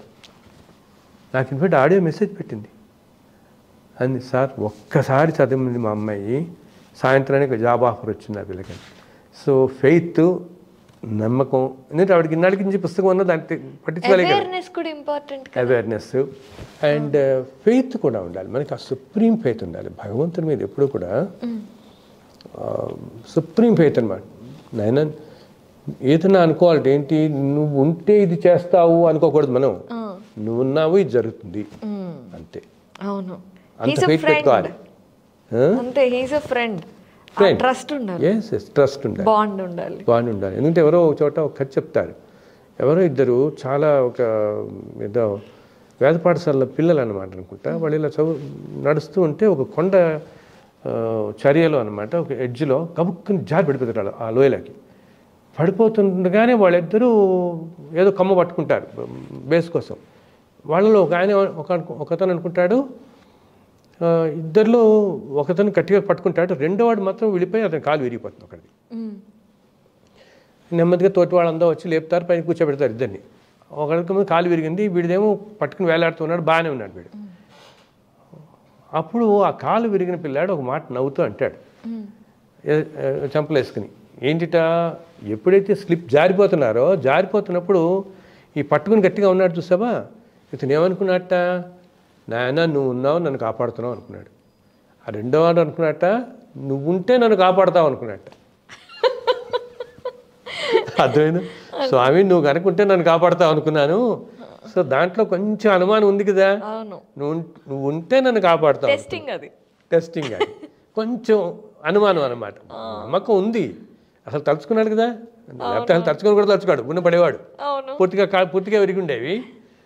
నువ్వు ఉంటే కాపాడుతావు అని ఒక్కసారి తలుచుకున్నందుకు ప్రాణం పోలేదు, అనుమానం పడినందుకు కాలు విరిగింది. వీడేంటి నువ్వు ఉన్నావు నన్ను కాపాడుతావు అనుకున్నాడు అంతే. అందులో చక్కగా సేఫ్గా ఉన్నాడు వీడు. సో అంత ఫెయిత్ ఉండాలి. అది కూడా ఏంటంటే తల్లి, నేను అనుకుంటాను అంత ఫెయిత్ రావడానికి కూడా మనకి ఎన్నో జన్మల సంస్కారం కూడా ఉండాలి, సుకృతం అంటామే మనం. అది ఉన్నప్పుడు నీకు ఆ ఫెయిత్ కూడా వస్తుంది. అండ్ అది కూడా మనం అలవాటు చేసుకుంటే కూడా వస్తుంది. ప్రతిదీ కూడా భగవంతుడు అదే అంటాడుగా, ఆయన నాయనా మీకు విచక్షణ ఇన్ని 84 లక్షల జీవరాశుల్లో మైండ్ మనిషి ఒక్కడికే. అసలు నవ్వటం, ఏదైనా జంతువు నవ్వగలుగుతుందా మన దేవస్థానం, నవ్వుతుందా లేదో, నవ్వటం అనేది కానీ జ్ఞానం కానీ విచక్షణ, ఇది మంచి ఇది చెడు రెండింటి విచక్షణ ఇది మనిషికి ఇచ్చాడు. చక్కగా ఇది నేర్చుకుని మంచి మార్గంలో వెళ్తూ ఉంటే అన్నీ నెమ్మదిగా మంచి మార్గంలో వెళ్తాం. పాజిటివ్గా అవుతాయి థింగ్స్ అన్నీ మనకి. కలియుగంలో పిలిస్తే పలికితే దేవుడు వెంకటేశ్వర స్వామి అన్నారు. ఆయన ఎన్నిసార్లు ఎంతమందికి పలికారు, అసలు ఎంత అద్భుతంగా చెప్పారు విశ్వపతి గారు.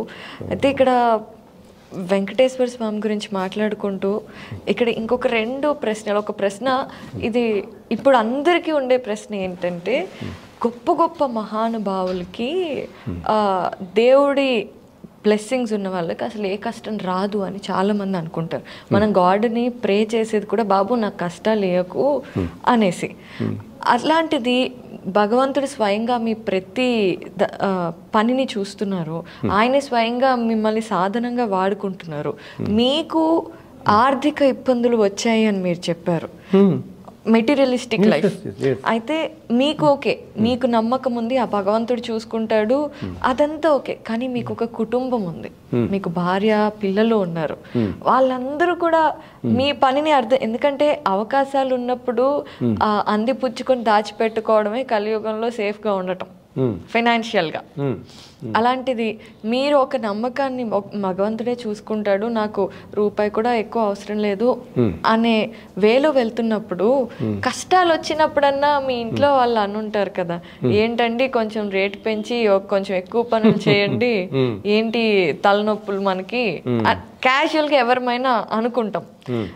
కానీ మీ ఫ్యామిలీలో ఎలా ఉండేది, ఆ సపోర్ట్ ఎలా వచ్చింది?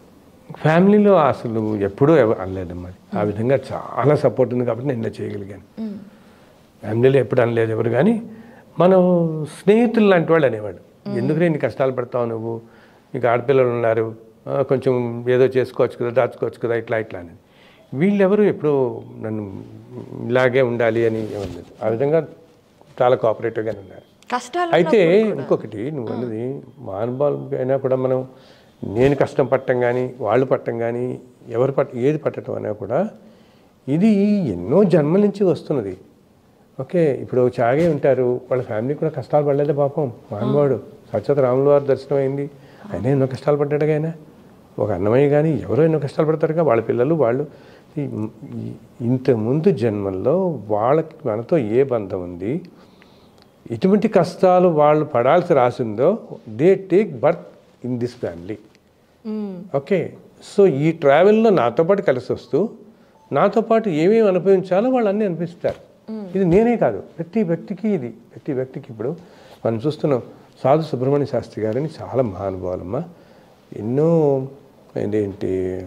తిరుమల శాసనాలు అన్నిటినీ ఆయనే తీసుకొచ్చారు. వీళ్ళు ఈ రోజున ఎన్ని శాసనాలు వచ్చాయంటే మనకి ఆయన మళ్ళీ ఆలయం మీద ఎన్నో శాసనాలు ఉంటాయి ఆయనే అనమాట. ఆయన ఆల్మోస్ట్ 97-98 సంవత్సరాల దాకా ఉన్నట్టున్నారు. ఎంత యజ్ఞంలో చేశారంటే, అది చేస్తున్నంత కాలంలో ఆయన సంతానంలో కోల్పోయారు, అల్లుళ్ళు కోల్పోయారు, ఎన్నో జరిగాయి, ఎన్నో కష్టాలు, కొడుకులు కానీ ఎన్నో కష్టాలు ఆయన చూస్తూనే వచ్చాడు ఆయన. అయినా ఎక్కడా నిర్భయం కోల్పోకుండా ఆ పని మొత్తం ఒక యజ్ఞంలా చేశారు ఈ రోజునది. మరి మీరు అనొచ్చు, ఇంత మహానుభావుడికి ఎందుకు ఇన్ని కష్టాలన్నీ వచ్చాయని. ఏమి వాళ్ళకి ఎందుకు ఇన్ని కష్టాలు వచ్చాయి, వాళ్ళకు కూడా ఎందుకు ఇష్టాలు అంతే కదా, వాళ్ళు ఎందుకు ఇంత కష్టాలు పడాలంటే వాళ్ళు ఎంతో పుణ్యం చేసుకున్నారు కాబట్టి పాప పుణ్యాలు రెండూ అనుభవించాలిగా ఏ జన్మలో అయినా మనం. ఓకే, సో అందుకే నేను అంటుంటాను కొంతమందితో, రెండు ప్యారలల్గా అనిపిస్తాం. ప్రతి మనిషి మనకి ఏదైనా అనారోగ్యం వచ్చిందనుకో, మనం ఎంతో పుణ్యం చేసుకోబట్టి మనకి దానికి ట్రీట్మెంట్ చేయించుకోవడానికి డబ్బు ఉంటుంది మన దగ్గర. అదే పాపం లేని వాళ్ళకి పాప ఫలమే ఎక్కువ ఉంది, పుణ్యఫలం లేదనుకో, పాపం వాడు సఫర్ అవుతారు అన్నమాట. అది కూడా ఉండదు కదా. సో వీళ్ళేంటి ఎంతో పుణ్యం చేసుకోవటం బట్టి ఒక త్యాగయ్య కొడుకు గాను సుబ్రహ్మణ్య శాస్త్రి గారు అన్నానే కుతలు గాను పుట్టడం జరిగింది, పిల్లలు గాను ఎవరన్నా ఏ మహానుభావులన్నా అవనింటాం. అంత మహానుభావులకి పుట్టిని కష్టాలు అంటావా, వాళ్ళు ఏ జన్మల్లో ఏం చేసుకున్నారో మనకి తెలియదు కదా. కర్మఫలం అనుభవించాలి. ఎటువంటి వాళ్ళకైతే మనం చూస్తామే, దేవతలకే తప్పదని చూస్తాం కదా. కొంతమంది దేవతలు కూడా మానవ రూపాలు తీసుకున్నప్పుడు ఎన్నెన్నో కష్టాలు పడ్డారు కదా. రమణ మహర్షి ఎంత మహానుభావుడు, చివరి దశలో ఎన్ని కష్టాలు పడ్డారు. అయితే వాళ్ళు ఏంటంటే శరీరకంగా వచ్చినా నువ్వు అన్నట్టు వాళ్ళకేం పట్టదు. బట్ కొంతమంది ఏంటంటే తప్పదు, ఆ సంతానానికి కానీ వాళ్ళకి పడుతుంది. అంటే ఈ ట్రావెల్లో వాళ్ళు ఈ విధంగా ఈ జన్మలో ఇలా అనుభవించాల్సి రాసి పెట్టింది, అందుని ఇలా అనుభవిస్తారు వాళ్ళు. అంటే ఇక్కడ అంటే భగవంతుడు ఎంత ఆశీర్వదించినా నీ కర్మఫలాన్ని నువ్వే అనుభవించి నీ కర్మ నువ్వే కరిగించుకొని మోక్షంలోకి నువ్వే వెళ్ళాలి. దానికి ఆయన సహకారం అందించగలుగుతాడు, కానీ కర్మఫలం మాత్రం నువ్వే అనుభవించాలి. ఆయన సహకారం అంటే అసలు యాక్చువల్గా చెప్పాలంటే భగవంతుడు తల్లి ఆయన ఇటు కష్టము ఇవ్వడు, మీకు లాభం ఇవ్వడు. ఆయన సాక్షిపోతూ అలా చూస్తూ ఉంటాడు చిన్మయంగా, అంతే అంతే సార్. ఓకే, ఇవన్నీ మనం చేసుకుని అన్నమాట, మనం చేసుకోవటమే తప్పితే ఆయన ఉన్నట్టుండి ఎవరిని కష్టపెడదామని చూస్తాడు, ఉన్నట్టుండి మనకు 100 కోట్లు ఇద్దామని చూస్తాడు. వీళ్ళందరూ అనుకుంటారు వీడికి భగవంతుడు అనుగ్రహం చాలా ఉంది, అందుకనే వాళ్ళు ఏదో పెద్ద పొజిషన్లోకి వెళ్ళాడు, ఇన్ని సంపాదించాడు. భగవంతుని అనుగ్రహం ఉండటం వల్ల కాదు సంపాదించింది, వాడు పూర్వజన్మల్లో చేసుకున్న కర్మ ఫలం వల్ల ఇప్పుడు ఈ మనిషి అనుభవిస్తున్నాడు. ఏదైనా పాపఫలం అంటే పాపఫలం అనుభవిస్తాడు, అంతేగా. ఓకే, మన ఎప్పుడు ఏంటంటే కొన్ని వేల జన్మల్లో మనం మంచి మార్గంలో ప్రయాణిస్తే అప్పుడు మనం ఇంకా జన్మరాహిత్యం పొంది భగవంతుడి దగ్గరికి వెళ్తాం. కరెక్ట్. అంతేగాని ఆయన ఎవరిని ఆయన ఎంతటా ఆయనగా ఒకరిని కష్టపెట్టడమో లేకపోతే వాడు మంచి పదవులు పెట్టడమో ఆయన ఏం చేయడలాగా, అది వీడు తెచ్చుకున్నదే. బికాస్ మనం ఎప్పుడు ఏంటంటే మనం ఇందాక చెప్పాను కదా, మన ప్రేమ ఎప్పుడు కూడా ఈరోజు ఈ సంవత్సరం ఈ 15 ఏళ్ళు ఈ లైఫ్లోనే ఉంటాం కాబట్టి ఇదే ఫ్రేమ్ వర్క్లో థింగ్స్ని చూస్తూ ఉంటాం. బిగ్ స్పెక్ట్రంలో మనం కనపడదు. ఇన్ని వందల జన్మ అప్పుడు 70-80 ఏళ్ళు లైఫ్, ఒక్క కలియుగంలోనే 5000 అంటున్నాను నేను. ఇప్పటికే 70-80 జీవితాలు, ఎన్ని జన్మలు ఇప్పుడు మన తాతగారిని చూసుంటాం, మన ముత్తాతగారు ఉన్నారనుకో, ఆయన పేరు కూడా మనకు తెలియదు, కానీ ఆయన ఫాదర్ పేరు చెప్పగలమా? చెప్పలేము. And who has lived just 100 years ago, ఎక్కడికో అక్కలే. ఇప్పుడు మన గ్రాండ్ ఫాదర్ అంటే మన దాకా ఉన్నారు, మనం చూసాం. ఓకే, మన గ్రేట్ గ్రాండ్ ఫాదర్ ఒక 60-70 ఏళ్ల క్రితం ఉన్నారు, గ్రేట్ గ్రాండ్ ఫాదర్ ఒక 100 years దాకా ఉన్నారు. కేవలం 100 సంవత్సరాల క్రితం ఉన్న మనిషే మనకు తెలియదు ఎలా ఉంటారో. ఇంకో 100 ఏళ్ళ తర్వాత మన పరిస్థితి అంతే కదా. మరి దానికోసం ఎందుకు ఇంత తాపత్రయపడతారు మనుషులు? ఈ స్పెక్ట్రం ఆలోచించాం ఎవరు? అదే యక్ష ప్రశ్నల్లో అదే అంటాడు, అన్నిటికంటే విచిత్రమైంది ఏంటంటే ప్రతి మనిషి ఏమనుకుంటాడంటేట, ప్రపంచం అంతా ఏమైపోయినా నేను మాత్రం బతికే ఉంటాను అనుకుంటాడు ఎప్పటికీ. అదే చెప్తారు అలా. సో ఈ ట్రావెల్లో వస్తున్నప్పుడు మనం ఏంటంటే ప్రతి జన్మలో మనకి భగవంతుడు ఏం చేస్తాడు, మీకు ఆ విచక్షణ ఇస్తున్నప్పుడు నీకు ఎంతో మంచి చెప్తున్న మనుషులు సొసైటీలో మనకు కనపడతారు, మంచి చేస్తున్న మనుషులు మనకు కనపడతారు కదమ్మా. అండ్ ఇందాక మనకు అనుకున్నట్టు కష్టాలు పడుతూ మంచి చేస్తున్న వాళ్ళు మనకు కనపడతారు. కరెక్ట్, అవునా? ఎంతో కష్టం పడుతూ కూడా మంచి అయినా కూడా ధర్మాన్ని పట్టుకోకుని వదిలిపెట్టకుండా ఉండే మనుషులు మనకు కనపడతారు కదా. ఇలా ప్రవచనాల ద్వారా కనపడతారు. ఎంతో గొప్ప సంగీతం ఏమిటి అసలు, వాళ్ళు ఏమీ నేర్చుకోకుండా ఒక బ్రహ్మాండమైన విద్వాంసులు అంటే కాదు, అసలు వాళ్ళ సంగీతం వాళ్ళ కీర్తనలు పాడుతుంటే ఒళ్ళు మర్చిపోతాం మనం. ఇంత ప్యూరిటీ నీకు కనపడుతూ ఉంటే, మంచితనాలన్నీ నీకు కనపడుతుంటే భగవంతుడు నిన్ను జీవిస్తున్నాడు కదా నీకు. వాటన్నిటి బట్టి మనం నేర్చుకోవచ్చు. అవన్నీ తీసుకుని ఓహో కదా ఇంత కదా మంచితనం ధర్మం అనేది ఇలా ఉంటాయి కదా, సో మనం కూడా బాగుందాం, మనం కూడా ధర్మ మార్గంలో ఉందాం. అదే అసలు మన మన మన వేదాలు శాస్త్రాలు అన్నిటికీ మూలం అనేది ధర్మం తల్లి. మల్లాది చంద్రశేఖర శాస్త్రి గారు మహానుభావులు, ప్రవచనాల్లో తెలుసు కదా మహామాన్, ఆయన ఎప్పుడైతే చెప్పేవారు ధర్మాన్ని పట్టుకోండి, అది రక్షించినట్టు ఏదీ రక్షించదు. అంత ఇది ధర్మం అనేది మనం అంతగా అందరం ధర్మాన్ని రక్షించండి అంటే ధర్మాన్ని రక్షించండి అంటే ధర్మాన్ని రక్షించడం అంటే ధర్మాన్ని ఆచరించడమే. మనం కరెక్ట్ దాన్ని రక్షించడం అంటే మనం ఆచరించగలగాలి, ఆచరించి చూపిస్తే అదే అనమాట. అప్పుడు ఆ ధర్మదేవత మనతో పాటు అలా ఉంటుందంటారు ఎప్పుడు కూడా. అండ్ అది అంత హైయెస్ట్ లెవెల్లో కుదరకపోయినా మేక్ ఏ బిగినింగ్.